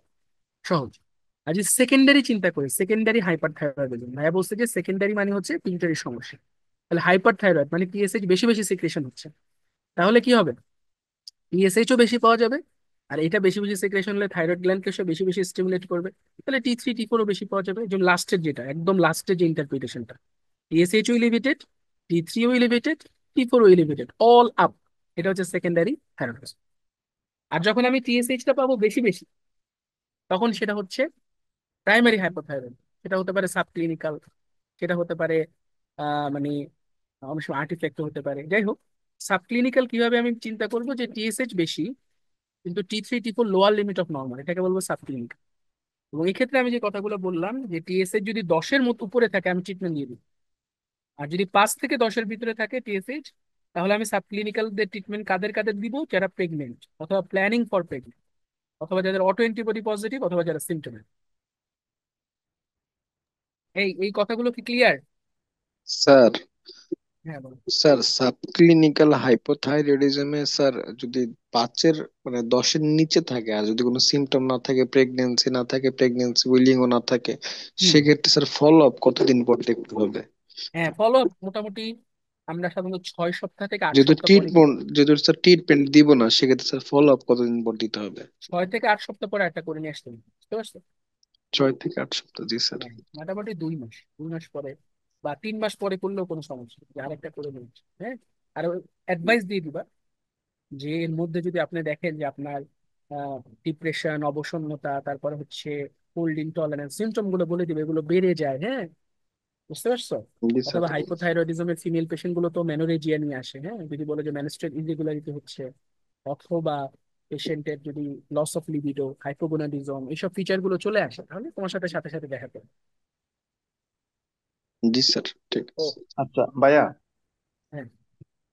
মানে আমরা এখানে তো দেখতেছি ভাইয়া, মানে এই যখন টিএসএস 5 থেকে 20-এর ভিতরে হয়, এটা প্রাইমারি হাইপোথাইরয়েডিজম হইতে পারে, আবার সাব ক্লিনিক্যালও হইতে পারে। এখন এটা আবার নির্ভর করতেছে ভাইয়া T3 এবং T3 T4 এর T4 এর উপর। উপর। হ্যাঁ। এখন ভাই আমার কাছে পেশেন্ট আসলো, আমি শুধুমাত্র মানে টিএসএস করলাম, আর হ্যাঁ। টিএসএস করে পেলাম শুধু মানে পেলাম হইলো বা মনে করেন 10। এটা কি কি আমি হ্যাঁ। এখন প্রাইমারি হিসেবে ট্রিটমেন্ট দিব নাকি সাব ক্লিনিক্যাল হিসেবে দিব তখন? যদি সিমটম থাকে, বুঝতে পারছো, জি ভাই। শুধু টিএসএইচ যদি বেশি পাও তাহলে তো ট্রিটমেন্ট দিয়ে দিবা, ঝামেলা নাই তো। তা বুঝছো? কারণ সেক্ষেত্রে তোমার পেশেন্ট সিমটোম্যাটিক, তোমার এটা ট্রিটমেন্টের আওতায় পড়ে যাবে। টিএসএইচ বেশি পাইলে কিন্তু পেশেন্টের কোনো সিমটম নাই, হ্যাঁ, তখন তুমি অটো অ্যান্টিবডি করতে দিবা, বুঝছো? অটো অ্যান্টিবডি যদি পজিটিভ থাকে ট্রিটমেন্ট দিয়ে দিবা। আর এই জন্যই সবসময় বলা হয় যে ফ্রি T3 T4 যদি পেশেন্ট অ্যাফোর্ড করতে পারে, করে ফেলাই ভালো। আর যদি না অ্যাফোর্ড করতে পারে, শুধু টিএসএইচ এর উপর বেসিস করে ট্রিটমেন্ট দিতে চাও, তাহলে তোমাকে ক্লিনিক্যাল আই ভালো থাকতে হবে। যেমন তুমি যে সিনারিওটা বললা, খুবই প্র্যাকটিক্যাল একটা সিনারিও বাংলাদেশ। টিএসএইচ 10 পাইলা অথবা 8 পাইলা, ট্রিটমেন্ট দিবা কি দিবা না? তাহলে পেশেন্টের কাছ থেকে ওরা কমপ্লেনটা শোনো। পেশেন্ট আসলেই তোমার কাছে এই কনস্টিপেশন, হ্যাঁ, তারপর হচ্ছে তার এই লেজিনেস, ডিপ্রেশন, তার মানে তো পেশেন্টের সিমটম আছে, ঠিক না? সিমটম থাকলে তো 5 থেকে 10-এর ভিতরে আমরা দিতে হ্যাঁ বলছি, ভাই। এটা তো আমাদের ইন্ডিকেশনের মধ্যেই পড়ে। কথা বুঝছো? জি ভাই, বুঝছি। আচ্ছা, তাহলে আমরা এই জায়গা থেকে আস্তে আস্তে বের হই। আমরা যেই জায়গাটা একটু যাইতে চাচ্ছিলাম সেটা হচ্ছে সিমটমস। এটা পরে আবার আমরা আসি। তো এই ছকটা হচ্ছে একটা বিলিয়ন মিলিয়ন ডলার একটা ছক, আমার কাছে খুবই ভালো লাগে। সিমটম গুলোকে এবং সাইন গুলোকে আলাদা করে দিচ্ছি। দেখো, থাইরোটক্সিকোসিস, এটার সাথে আমরা হাইপোথাইরয়েডিজম একসাথে পড়বো, দুটো আলাদা আলাদা করে। দেখো, মেইন ফিচার হচ্ছে থাইরোটক্সিকোসিসে যেহেতু একটা অ্যানাবলিক, সরি, একটা ক্যাটাবলিক স্টেট, থাইরোটক্সিকোসিসে কিন্তু প্রচুর মেটাবলিজম বাড়ে, এই জন্য এখানে ওয়েট লস থাকে। কিন্তু পেশেন্টের অ্যাপেটাইট ভালো থাকে, এটা খুব ইম্পর্টেন্ট একটা কোশ্চেন। যখনই কোনো ওয়েট লসের পেশেন্ট পাবা, যদি এসে বলে যে আমার ওজন কমতেছে, নেক্সট কোশ্চেন হবে কতটুকু কমছে ওজন, আর হচ্ছে এটাকে আপনি ইচ্ছা করে কমাইছেন কিনা নাকি নিজে নিজে কমে গেছে। এরপরেরই কোশ্চেন হবে হচ্ছে আপনার রুচি কেমন আছে। Weight loss with good appetite, তোমার হাতে গোনা কয়েকটা মাত্র ডিফারেন্সিয়াল। একটা হচ্ছে হাইপার থাইরয়েডিজম, এখানে তোমার ওয়েট লসের সাথে অ্যাপিটাইট ভালো থাকে। কালাজ্বর, কালাজ্বরে ওয়েট লস থাকে কিন্তু অ্যাপিটাইট ভালো থাকে। অ্যাডিসনস ডিজিজ, ওয়েট লস হয় কিন্তু অ্যাপিটাইট ভালো থাকে। হ্যাঁ, ডায়াবেটিসের পেশেন্ট রেদার আরো উল্টা খাইতে চায়। তাহলে এগুলোতে ওয়েট লস হয় কিন্তু অ্যাপিটাইট ভালো থাকে। তাহলে ওয়েট লসের সাথে অ্যাপেটাইট নষ্ট হয়ে যাওয়া একটা খারাপ খারাপ সাইন। তার মানে বুঝতে হবে এটা ক্রনিক কোনো disorder, malignancy, CKD, CLD, COPD, এইসব পেশেন্ট গুলো ওয়েট লসের সাথে কি থাকে, অ্যাপিটাইটও লস থাকে, ম্যালিগনেন্সি। ও, আরেকটা ম্যাল অ্যাবজর্পশন, ম্যাল অ্যাবজর্পশনের পেশেন্টের অ্যাপিটাইট আবার ভালো না। মানে যাদের এই আইলিয়াম লেভেলে ব্রাশ বর্ডার নষ্ট হয়ে যায় কোনো কারণে হতে পারে সেটা, তাদের কিন্তু ওয়েট লসের সাথে অ্যাপিটাইট ভালো হয়। তাহলে weight loss with good appetite কি কি ডিফারেন্সিয়াল বললাম? হাইপারথাইরয়েডিজম, ডায়াবেটিস, ম্যাল অ্যাবজর্পশন, কালাজ্বর, এগুলোতে অ্যাপিটাইট ভালো থাকে কিন্তু পেশেন্টের ওয়েট লস হতে থাকে। যদি বলে যে ওয়েট লস হচ্ছে এবং পেশেন্ট খাবার রুচিও পাচ্ছে না, তাহলে ক্রনিক ইলনেস গুলো চিন্তা করতে হবে, ইনক্লুডিং ম্যালিগনেন্সি। যে কোনো malignancy, CKD, CLD, COPD, heart failure, এই পেশেন্টগুলোর ওয়েট লসের সাথে অ্যাপিটাইট লস্ট। আমার কথা বুঝে গেছে? হ্যাঁ ভাই। আচ্ছা, সাথে যেগুলো আমরা নর্মাল কমনলি জানি, হিট ইনটলারেন্স, প্যালপিটেশন, ফ্যাটিগ, এগুলো তো থাকবেই। লেস কমনের মধ্যে অস্টিওপোরোসিস, এইটা কে আমাকে ব্যাখ্যা করবে কেন অস্টিওপোরোসিস হয়, থাইরোটক্সিকোসিস হয়? মেহেদি বা জীবন, যেহেতু একজন বলো, এগুলো সব বুঝে স্যার বুঝে করতে হবে। হ্যাঁ বলো। হাইড্রোটক্সিকোসিস হচ্ছে গিয়ে স্যার ওই যে মানে স্যার বোন থেকে হচ্ছে গিয়ে স্যার মিনারেল গুলো হচ্ছে গিয়ে স্যার বের স্যার করে দেবে। ভুলে গেছি একটু আগে, জি স্যার ভুল হ্যাঁ হ্যাঁ হ্যাঁ, ঠিকই বলছো। এটা হয় এই জি জন্যই স্যার বিকজ মিনারেল গুলা চুল উপর বেড়ে স্যার গেলে, ওই যে পেটা বলে যে অনেক বেড়ে যায় স্যার। হ্যাঁ, ডিমিনারেলাইজেশন, এই জন্য ফ্র্যাকচার বাড়ে, ডিমিনারেল। অস্টিওপোরোসিস। আচ্ছা, এছাড়া হাইপারথাইরয়েডিজম অনেক সময় ডায়রিয়া বাড়তে পারে। তারপরে তোমার হচ্ছে অ্যাংজাইটি, সাইকোসিস, মাসেল উইকনেস। অনেক সময় হাইপার থাইরয়েড পেরিওডিক প্যারালাইসিস হয়, যেমন হাইপোক্যালেমিক পেরিওডিক প্যারালাইসিস হয়। চাইনিজ এবং কিছু এশিয়ান গ্রুপের পেশেন্টদের থাইরয়েড হরমোন বেড়ে গেলেও পেরিওডিক প্যারালাইসিস। এই সবচেয়ে ইম্পর্টেন্ট হচ্ছে অ্যামেনোরিয়া, ফিমেলদের দেখবে বলবে যে মানে মেনস্ট্রুয়াল সাইকেল বন্ধ হয়ে গেছে, অলিগোমেনোরিয়া বা অ্যামেনোরিয়া বলবে, লস অফ লিবিডো, এগুলা বলবে। সাথে রেয়ারলি অনেক সময় অ্যানোরেক্সিয়া, ভমিটিং, এগুলো থাকতে পারে। এবার যদি আমি পেশেন্টকে এক্সামিন করি, এক্সামিন করলে দেখা যাবে ওয়েট লস পাওয়া যাচ্ছে, একটা ফাইন ট্রেমর পাওয়া যাচ্ছে, সাইনাস টেকিকার্ডিয়া পাওয়া যাচ্ছে, ওই যে বললাম যে গ্রেভস ডিজিজে থাকে লিড ল্যাগ, লিড রিডাকশন, এগুলো পাওয়া যাবে। গয়টার থাকলে আমার ব্রুইটা চেক করতে হবে। অ্যাট্রিয়াল ফিব্রিলেশন খুবই ইম্পর্টেন্ট একটা ফাইন্ডিং, যেটা সাধারণত এই থাইরোটক্সিকোসিসের পেশেন্টদের পাওয়া যায়, অ্যাট্রিয়াল ফিব্রিলেশন। এবার আসো, থাইরোটক্সিকোসিসে এক ধরনের হাইপারটেনশন পাওয়া যায়, যে হাইপারটেনশনকে বলা হয় সিস্টোলিক হাইপারটেনশন। কেন? সিস্টোলিক মানে কি, আমার উপরেরটা বেশি পাওয়া যাবে, যেমন 140/90, 160/80, এরকম সিস্টোলিকটা বেশি পাওয়া যায় বিকজ হাইপারথাইরয়েডিজমে সিম্প্যাথেটিক অ্যাক্টিভিটি বাড়ে। সিম্প্যাথেটিক অ্যাক্টিভিটি বাড়ার কারণে ভেসো কনস্ট্রিকশন হয়, এই জন্য সিস্টোলিকটা বেড়ে যায়। আবার প্যারাথাইরয়েডে, হাইপোথাইরয়েডে ডায়াস্টোলিক প্রেশার বাড়ে। এটা কেন বাড়ে আমি একটু পরে এটার ব্যাখ্যা দিব, খুবই ইন্টারেস্টিং ব্যাপারগুলো। আচ্ছা, অনেক সময় দেখা যায় হাইপারথাইরয়েডের পেশেন্ট গুলো একদম আপার মোটর নিউরনের মতো ফিচার থাকতে পারে, যেমন হাইপার রিফ্লেক্সিয়া, পজিটিভ ক্লোনাস, এগুলো থাকে, প্রক্সিমাল মায়োপ্যাথি থাকে। এবং আমরা গাইনোকোমেশিয়ার কিন্তু অনেক কজ জানি, কিন্তু হাইপার থাইরয়েডিজও কিন্তু গাইনোকোমেশিয়ার একটা রেয়ার কজ। হাইপার থাইরয়েডিজম, এটা একটু মাথায় রাখবে, হাইপার থাইরয়েডিজম কিন্তু গাইনোকোমেশিয়া হতে পারে, রেয়ার মানে কম পাওয়া যায়। আচ্ছা, এবার যদি আমরা একটু মিলিয়ে মিলিয়ে পড়ি, হাইপোথাইরয়েড, হাইপোথাইরয়েডে ওয়েট লসের পরিবর্তে হবে ওয়েট গেইন, হিট ইনটলারেন্সের পরিবর্তে হবে কোল্ড ইনটলারেন্স, ফ্যাটিক, দুই পাশেই ফ্যাটিক থাকবে, সমস্যা না। এখানে স্কিন থাকবে ড্রাই, লাস্টারলেস। ওখানে থাকে অলিগোম্যানোরিয়া, এখানে থাকে ম্যানোরেজিয়া, খুবই কমন প্রেজেন্টেশন। আচ্ছা, লেস কমনের মধ্যে কনস্টিপেশন থাকতে পারে, কার্পাল টানেল সিনড্রোম হতে পারে, যেহেতু ওই জায়গাটা ফুলে যায়, এই জন্য মিডিয়ান নার্ভের উপর চাপ পড়ে। ডিফনেস, ডিপ্রেশন, ইনফার্টিলিটি, এগুলো থাকে। সাইকোসিস থাকতে পারে, স্পেশালি মিক্সিডিমা, কোমা। হ্যাঁ। আর সাইনের ভিতরে আমরা পেশেন্টকে কি পাইতে পারি, দেখা যাবে যে একটা facial puffiness, malar flush, periorbital oedema, একটা পাফিনেস একটা ডেভেলপ করে। লস অফ ল্যাটারাল আইব্রো, এটা খুবই মানে ভালো করে যদি ফেসে লক্ষ্য করা যায়, ম্যাক্সিমাম হাইপোথাইরয়েড পেশেন্টদের আইব্রো ল্যাটারালি থাকে। এছাড়া অ্যানিমিয়া থাকতে পারে, ব্রাডিকার্ডিয়া থাকতে পারে, হাইপার টেনশন থাকতে পারে। হ্যাঁ। তারপরে delayed relaxation of the ankle jerks, ankle jerk গুলো ডিলেড রিল্যাক্স হতে পারে। প্যারালাইটিক আইলিয়াস থাকতে পারে। ও, ভালো কথা, হাইপোথাইরয়েডিজমে কিন্তু শরীরের বিভিন্ন জায়গায় ফ্লুইড অ্যাকুমুলেট করতে পারে, যেমন এই পেশেন্টের অ্যাসাইটিস হতে পারে, প্লুরাল ইফিউশন হতে পারে, পেরিকার্ডিয়াল ইফিউশন হতে পারে। এবং হাইপোথাইরয়েডিজম অনেক সময় সেরেবেলাম ইনভলভ হতে পারে, ওই জন্য সেরেবেলার অ্যাটাক্সিয়া থাকে, বাইল্যাটারাল সেরেবেলার অ্যাটাক্সিয়া। তো এটা মনে রাখতে হবে যে হাইপার থাইরয়েডিজম আপার মোটর ফিচার পাওয়া যায়, ক্লোনাস পাওয়া যায়, সব জার্ক এক্সাজারেটেড পাওয়া যায়, বালবার মায়োপ্যাথি পাওয়া যায়, প্রক্সিমাল মায়োপ্যাথি পাওয়া যায়। অন দি আদার হ্যান্ড হাইপোথাইরয়েডের সব হচ্ছে লোয়ার মোটরের ফিচার, যেমন জার্ক গুলো সব ডিলেইড হয়ে যাচ্ছে, হ্যাঁ, প্যারালাইটিক আইলিয়াস হয়ে মানে গাট মোটিলিটি কমে যাচ্ছে, সেরেবেলার অ্যাটাক্সিয়া হচ্ছে, মায়োটোনিয়া হচ্ছে, এগুলো হচ্ছে আমার হাইপোথাইরয়েড। যেটা আমি ব্যাখ্যা করতে চাচ্ছিলাম যে কেন হাইপার থাইরয়েডে সিস্টোলিক প্রেশার হাইপার টেনশন পাচ্ছি, অন দি আদার হ্যান্ড হাইপোথাইরয়েডে ডায়াস্টোলিক হাইপার। ডায়াস্টোলিক হাইপারটেনশন মানে কি? একটা পেশেন্টের প্রেশার পাওয়া যাচ্ছে 130/100, 140/110, তার মানে আমার ডায়াস্টোলিক কম্পোনেন্টটা বেড়ে যাচ্ছে। সবসময় মনে রাখতে হবে ডায়াস্টোলিক প্রেশার বাড়ে ডিউ টু পেরিফেরাল রেজিস্ট্যান্স।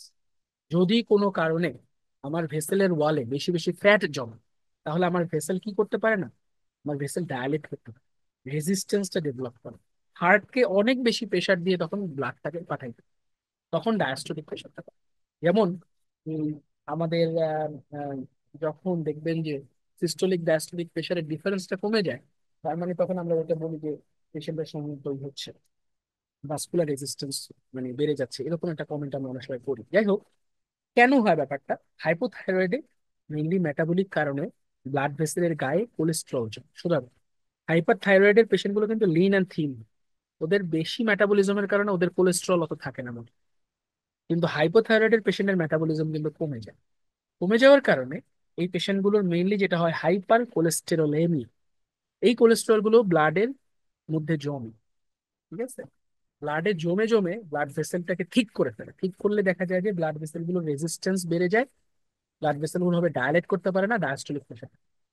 এই জন্য হাইপোথাইরয়েডিজমে ডায়াস্টোলিক প্রেশার বেশি থাকে। আর থাইরোটক্সিকোসিসে যেহেতু বিটা অ্যাড্রিনার্জিক রিসেপ্টর অ্যাক্টিভিটি বেড়ে যায়, সিম্প্যাথেটিক ওভার অ্যাক্টিভিটি হয়, অ্যাট্রিয়াল ফিব্রিলেশন, সিস্টোলিক হাইপারটেনশন এই জন্য বেশি হয়।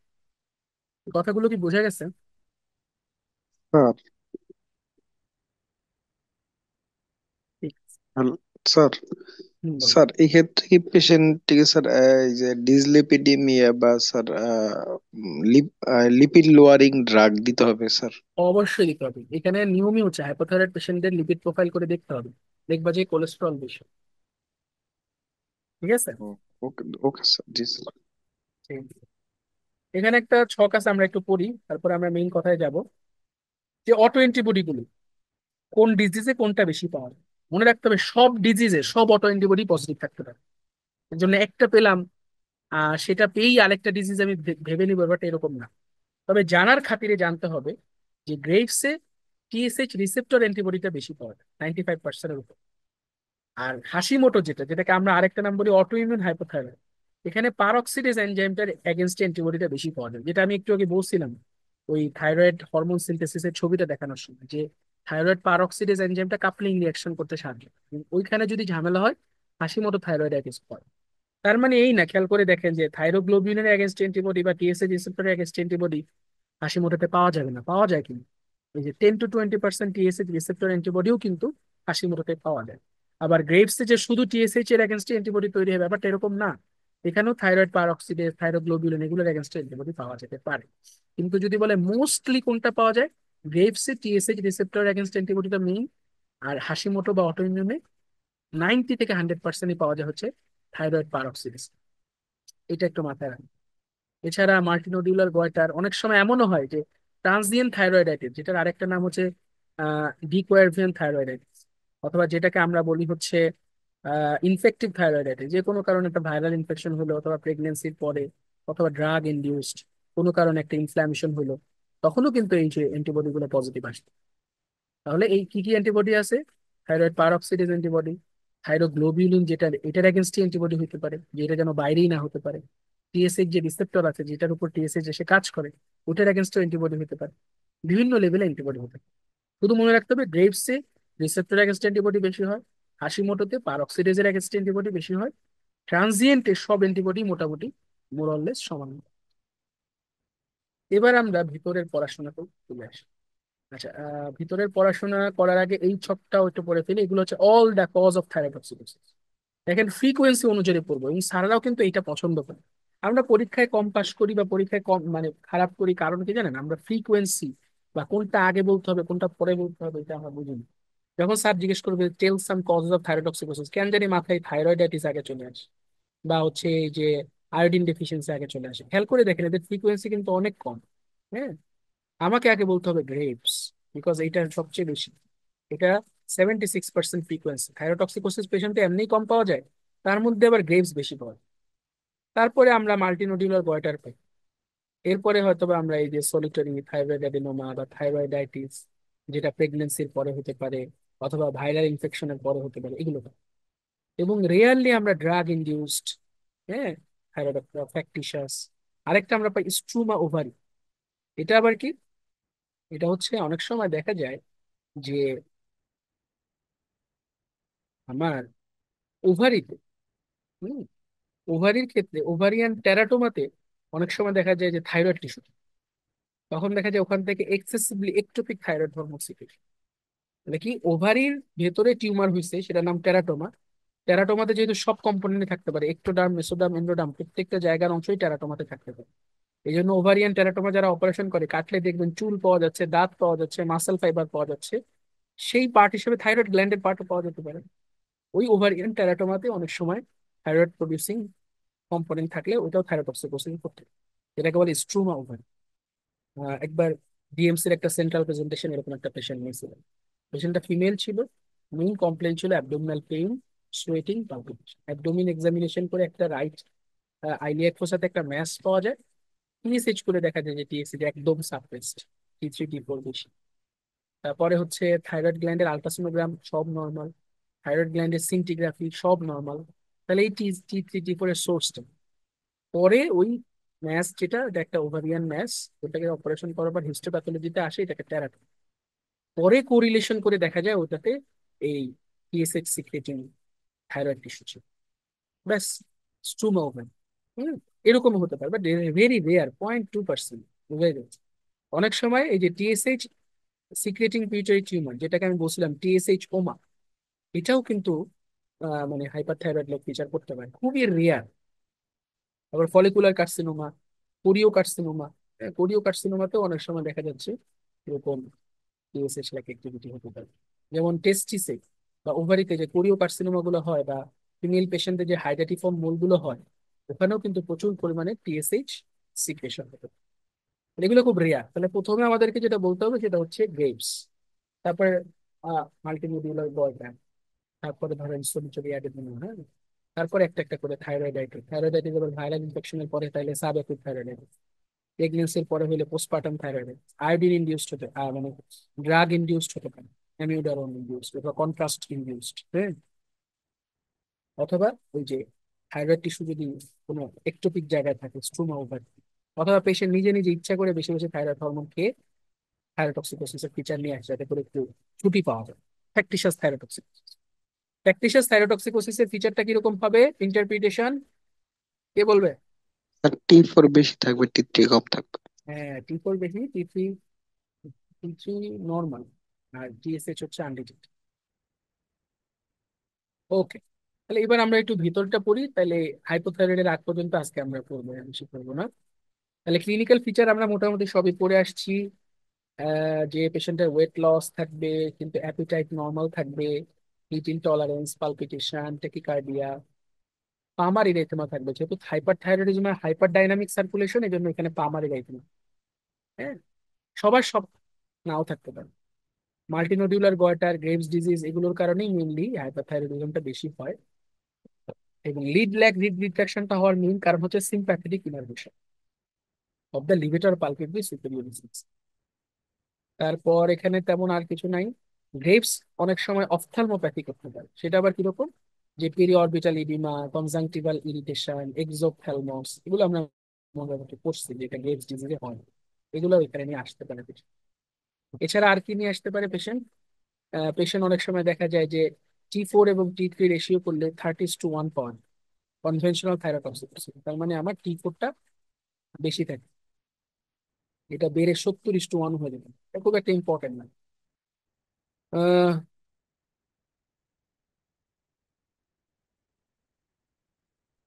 সরি, এটা আমরা অন্য জায়গায় চলে গেছি।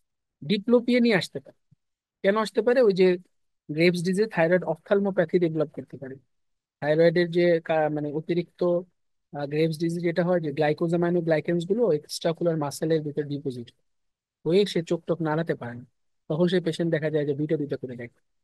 এছাড়া মিক্সিডিমা হতে পারে, প্রিটিবিয়াল মিক্সিডিমা, মিডিয়াল ম্যালিউলাসের উপরে এরকম ফুলে যায়, একদম পিউডি অরেঞ্জ অ্যাপিয়ারেন্সের মধ্যে। অনেক সময় থাইরয়েড অ্যাক্রোপ্যাচি ডেভেলপ করতে পারে, এটা হচ্ছে ওয়ান কাইন্ড অফ ক্লাবিং, হাতগুলো একদম অ্যাক্রোমেগালির মতো স্পেড লাইক ফুলে ফুলে যাচ্ছে, ফিঙ্গার ক্লাবিং হচ্ছে, হাইপারট্রফি হচ্ছে, এগুলোও পাওয়া যায়। ইনভেস্টিগেশন কি আমরা T3 T4 আর TSH এগুলো করি, এবং ইনভেস্টিগেশনের একটা সুন্দর চার্ট এখানে, অনেক হিজিবিজি করে লিখছে, সবকিছুই লিখছে কিন্তু বুঝতে কষ্ট হবে। চার্টটা যদি আমরা দেখি তাহলে একদম সব ক্লিয়ার হয়ে যাবে। এই খেয়াল করে দেন, আমি একটা হাইপার থাইরয়েডের অ্যাপ্রোচ দেখাচ্ছি। যে একটা পেশেন্ট আপনি নর্মালি আপনার কাছে আসলো, পালপিটেশন, সুয়েটিং, ট্রেমর, বুঝলেন যে এটা হাইপার থাইরয়েড, আপনি কি করবেন? TSH আর T3 T4 করলেন, দেখলেন TSH কম, T3 T4 বেশি। প্রথমেই কোশ্চেন করবেন যে আপনি কি বাবা এই দুই একদিনের ভিতরে কোনো ইনফেকশন হয়েছে বা কোনো কারণে হসপিটালে ভর্তি ছিলেন, নিউমোনিয়া, UTI, ইনফেকশন, সেপসিস? যদি ইয়েস বলে পেশেন্টকে ট্রিট করা যাবে না, পেশেন্টকে বলতে হবে তাহলে ইনফেকশনটা কমুক, আমি ওইটা ট্রিটমেন্ট দিচ্ছি, 3 সপ্তাহ পরে বা আবার আসেন, 4 সপ্তাহ পরে আবার আসেন। যদি বলে না এরকম কিছু হয়নি এবং পেশেন্ট ক্লিনিক্যালিও থাইরোটক্সিক, তাহলে আমাকে এর পরের কি হচ্ছে রিসেপ্টরটা, অ্যান্টিবডিটা চেক করো। তাহলে দেখো কোশ্চেন কিন্তু FCPS এ এরকমও চলে আসছে যে TSH কম, T3 T4 বেশি, পেশেন্ট CQ থাইরয়েডে না, নেক্সট ইনভেস্টিগেশন অফ চয়েস কোনটা? তাহলে অ্যান্টিবডি। অ্যান্টিবডিতে আমরা অ্যান্টিবডি পজিটিভ আসলে কোনো কথা নেই, অ্যান্টিবডি পজিটিভ আসলে এটা গ্রেভস, কারণ গ্রেভস ডিজিজেই অ্যান্টিবডিটা পজিটিভ থাকে, বিশেষ করে TSH রিসেপ্টর অ্যান্টিবডি। হাসি মোটোতে থাকতে পারে, সেক্ষেত্রে তো আমার এরকম হাইপার থাইরয়েড ফিচার থাকতো। অবশ্য হাসি মোটোর ইনিশিয়ালি হাইপার থাইরয়েড থাকে।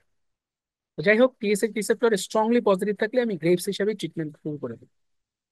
যদি রিসেপ্টর নেগেটিভ থাকে বা রিসেপ্টর করা যাচ্ছে না, আমার সেই ফ্যাসিলিটিস নাই, তাহলে তোমাকে একটা আল্ট্রাসোনোগ্রাম করে দেবে এবং ক্লিনিক্যালি তাকে ইভালুয়েট করে। আল্ট্রাসোনোগ্রাম করে দেখলা যে তার গয়টারটা ডিফিউজ কিনা, ব্রুই আছে কিনা, ডপলার আল্ট্রাসোনোগ্রাম।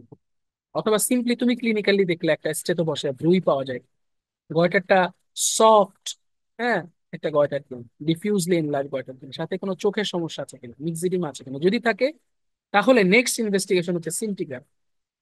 সিন্টিগ্রাফি কিছুই নেই, এটা আয়োডিন আপটেক টেস্ট। আয়োডিন দিবে 131, সেটা থাইরয়েড গ্ল্যান্ড কিরকম আপটেক করতেছে ওটার উপর। যদি গয়টার গ্রেভস হয়, গ্রেভস ডিজিজ হয়, তাহলে এরকম ডিফিউজলি আপটেক করবে, দেখো একদম মনে হচ্ছে পুরো থাইরয়েড গ্ল্যান্ডটা জুড়ে আয়োডিনটা আপটেক হচ্ছে, এটাকে বলা হয় ডিফিউজ আপটেক। যদি জায়গায় জায়গায় আপটেক হয়, এটা হচ্ছে মাল্টি নডিউলার আপটেক। যদি একটা জায়গায় আপটেক হয়, তার মানে হচ্ছে একটা সিঙ্গেল টক্সিক নডিউলার আপটেক। আর যদি দেখো এখানে কোনো আপটেকই হচ্ছে না, তখন বুঝতে হবে যে এটা লো আপটেক। সাধারণত এই যে পোস্টপার্টাম থাইরয়েডাইটিস বা সাব অ্যাকিউট থাইরয়েডাইটিস বা ভাইরাল ইনফেকশনের পরে যে থাইরয়েডাইটিসটা হয়, ওখানে কোনো আপটেক পাওয়া যায়, লো আপটেক। আমি যেবার FCPS পার্ট 1 পাস করেছিলাম সেবার এই কোশ্চেনটা আসছে যে একটা এরকম পালপিটেশনের পেশেন্ট পাওয়া গেছে, তার 2 সপ্তাহ আগে একটা এরকম জ্বরের হিস্ট্রি ছিল, এখন TSH রিসেপ্টর বলে নেগেটিভ পাওয়া গেছে, বাট পেশেন্টের তো ফিচার আছে। তো এখন সিন্টিগ্রাফি করলে কি কি ফাইন্ডিং পাবো? আমাকে 4টা অপশনের ভিতরে একটা দেওয়া ছিল হচ্ছে ডিফিউজ আপটেক, একটা ছিল এরকম ফোকাল আপটেক, একটা ছিল মাল্টিফোকাল আপটেক, একটা ছিল লো আপটেক। তো মনে রাখতে হবে যে এই থাইরয়েডাইটিস যেগুলো ট্রানজিয়েন্ট থাইরয়েডাইটিস অথবা হচ্ছে ড্রাগ ইনডিউস থাইরয়েডাইটিস অথবা পোস্টপার্টাম থাইরয়েডাইটিস, এখানে থাইরয়েড গ্ল্যান্ডে কোনো আপটেক পাওয়া যায় না, বা লো আপটেক বা লেস আপটেক বা নো আপটেক। তাহলে এখানে কিন্তু দেখেন অ্যাপ্রোচটা কিন্তু খুব ইজি। TSH T3 T4 যদি আমি পাই যে TSH বেশি, কম, T3 T4 বেশি, তাহলে আমি CQ থাইরয়েড আগে এক্সক্লুড করবো, তারপরে রিসেপ্টর।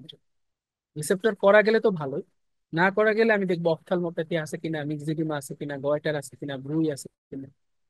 থাকলে আদার ফিচার্স গুলোও দেখার চেষ্টা করি যে আমার এই পেশেন্টটা কি নন গ্রেভস কিনা।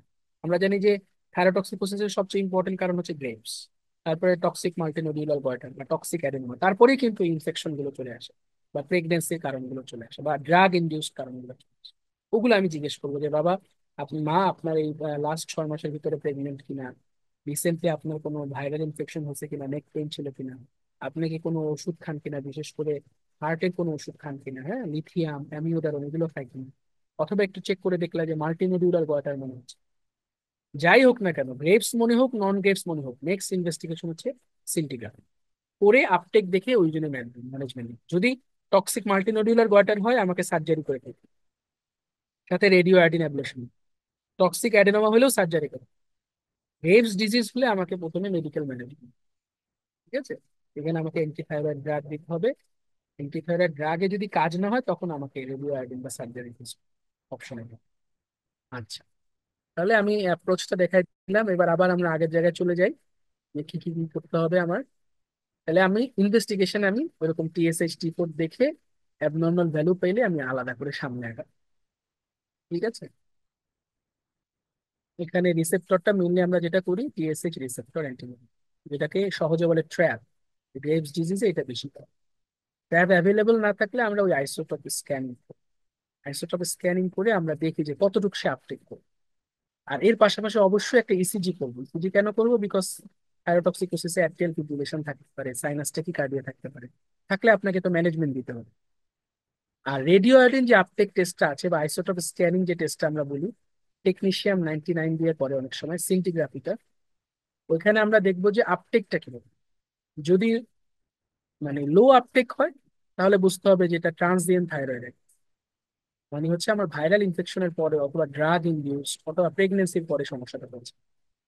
অথবা যদি দেখি যে একদম মানে হোমোজেনাস একটা আপটেক হয়েছে তাহলে সেটা goes in favour of graves.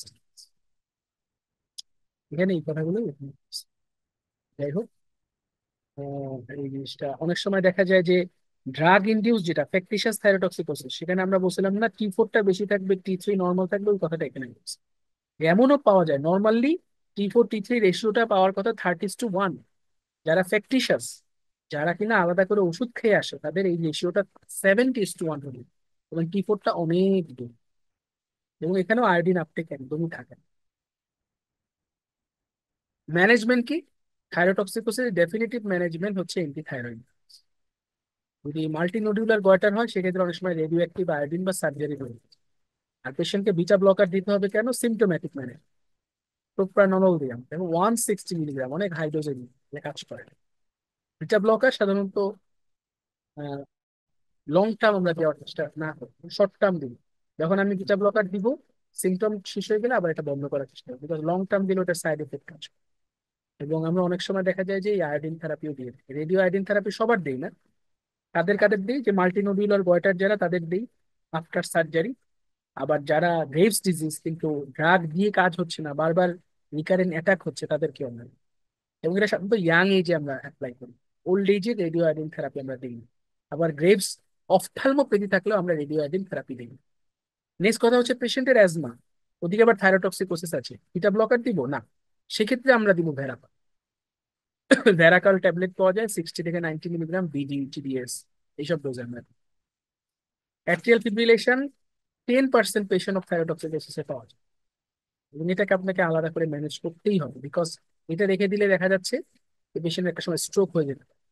So দেখেন, সাবক্লিনিক্যাল থাইরোটক্সিকোসিসও অ্যাট্রিয়াল ফিব্রিলেশন করতে পারে।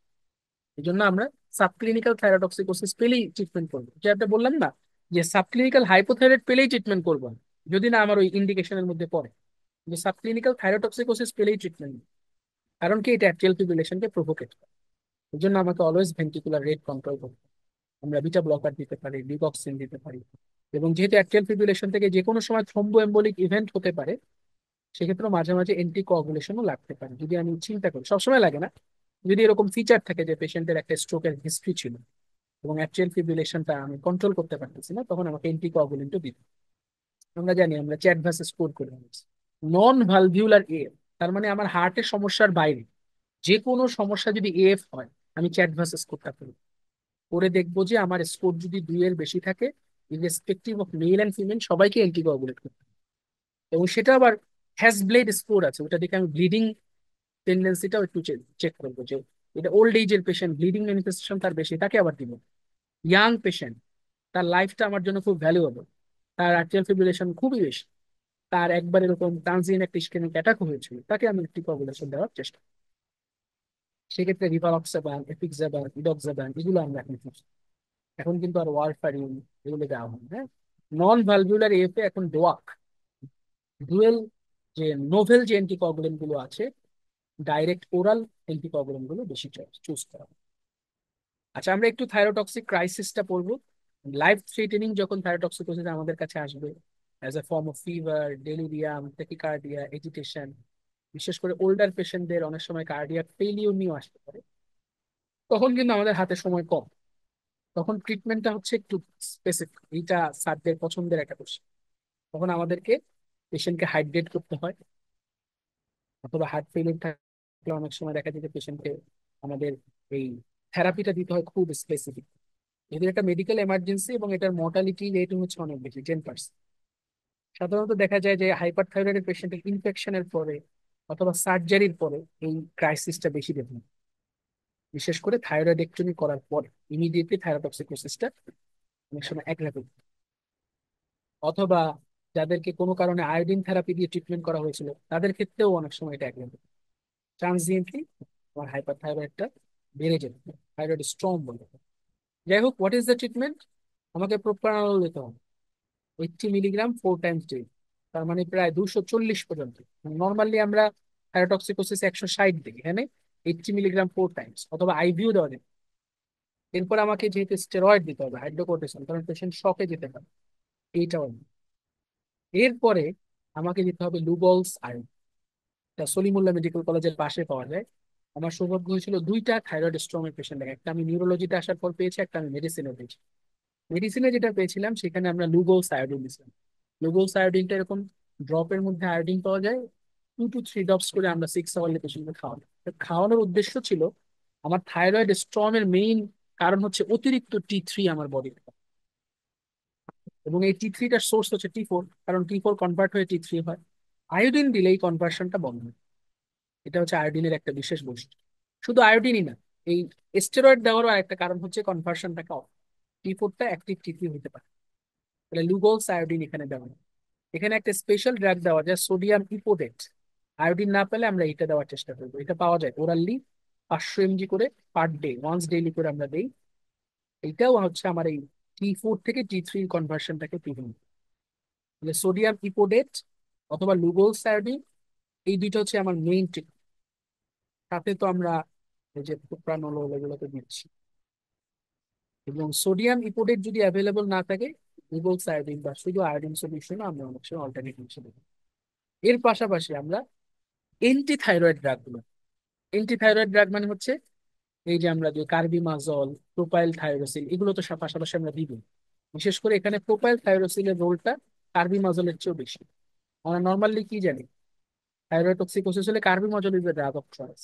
শুধু প্রেগন্যান্সিতে ফার্স্ট ট্রাইমাস্টারে প্রোপাইল থাইরোসিল দেয়, আর সেকেন্ড ট্রাইমাস্টারে কার্বিমাজল। কিন্তু আরেকটা জায়গায়ও প্রোপাইল থাইরোসিলটা সুপার, এটা হচ্ছে এই থাইরয়েড স্টোন। কারণ আছে, কারণ হচ্ছে প্রোপাইল থাইরোসিল ইজ প্রেফার্ড বিকজ এটাও T4 এর কনভার্সনটাকে প্রিভেন্ট। তাহলে T4 এর কনভার্সনটা প্রিভেন্ট করছে টোটাল তিনজন। একটা হচ্ছে সোডিয়াম ইপোডেট, একটা হচ্ছে স্টেরয়েড, আর একটা হচ্ছে প্রোপাইল থাইরোস। প্রোপাইল থাইরোসের যদি কোনো কারণে না দেওয়া যায়, পেশেন্ট যদি সিএলডি থাকে, হেপাটোটক্সিক থাকে, তখন আমরা কার্বিমাজলও দিতে পারি, খুব হাই ডোজ, 20 মিলিগ্রাম করে 6 আওয়ার। এবং সাথে সাথে যদি পেশেন্ট আনকনসিয়াস থাকে তাহলে এনজি করে আমরা এই ওষুধগুলো দিই। মোটামুটি 10 থেকে 14 দিনের একটা ইন্টেন্সিভ ম্যানেজমেন্ট দেওয়া হয় ওই পেশেন্ট। তাহলে আমি আবার একটু বলতেছি ইন শর্টে, এটাই আমাদের লাস্ট পড়া। থাইরয়েড স্ট্রোম হলে পেশেন্টকে আগে আমি সেটেল করবো, এবিসিডি ম্যানেজমেন্ট, পেশেন্টকে হাইড্রেট করবো, পেশেন্টকে অক্সিজেন দিব, পেশেন্টের হার্ট রেট থাকলে নেবুলাইজ করবো, ল্যাসিস দিব, এগুলো সব দিলাম। এরপরে যেহেতু হার্ট রেট অনেক বেশি থাকবে পেশেন্টগুলোকে প্রপ্রানল দিব, এবং যেহেতু হাই ডোজে প্রপ্রানল এন্ডেভার 40 মিলিগ্রাম করে মোটামুটি দিনে 4 বার দিবে।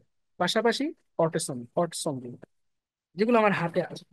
এবার সোডিয়াম ইপোডেট যদি অ্যাভেলেবল থাকে দিব, না থাকলে লুভোলস আয়োডিন দিব। এর পাশাপাশি আমি প্রোপাইল থাইরোসিল অথবা কার্বিমাজিন, প্রোপাইল থাইরোসিলটা প্রেফার করা হয় বিকজ এটা ডিরেক্টলি এই T4 থেকে T3 কনভার্সনটাকে প্রিভেন্ট করে। কেমনে প্রিভেন্ট করে? কারণ প্রোপাইল থাইরোসিস ওই যে 5 প্রাইম মনো ডি আয়োডিনেজ এনজাইম ইনহিবিট, এটাও একটা বলে দিই। কার্বিমাজল কিন্তু ওই এনজাইমটাকে বাদ, কার্বিমাজল হচ্ছে থাইরয়েড রিসেপ্টর ইনহিবিট, প্রোপাইল থাইরোসিন হচ্ছে কনভার্টার করে যে এনজাইমটা 5 প্রাইম ডি আয়োডিনেজ, ওইটার ইনহিবিটর, সো ডিরেক্টলি কাজ করতেছে। এই জন্য এই ক্ষেত্রে আমার সময় যেহেতু কম, আমাকে মেইনলি টি4টাকে কমাইতে হবে, এই জন্য প্রোপাইল থাইরোসিনটাকে প্রেফার করা হয় কার্বিমাজলের এগেনস্ট। প্রোপাইল থাইরোসিন 200 মিলিগ্রাম করে পাওয়া যায়, আর কার্বিমাজল 20 মিলিগ্রাম। হ্যাঁ, আনকনসিয়াস থাকলে এনজি করে দিই। এতটুকু কি বুঝছো?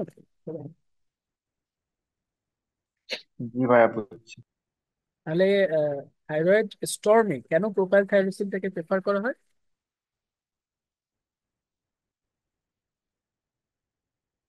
Sir five five prime D ডাইআয়োডেজটা হচ্ছে গিয়ে ডায়ামিনেজ স্যার। ইনহিবিটর।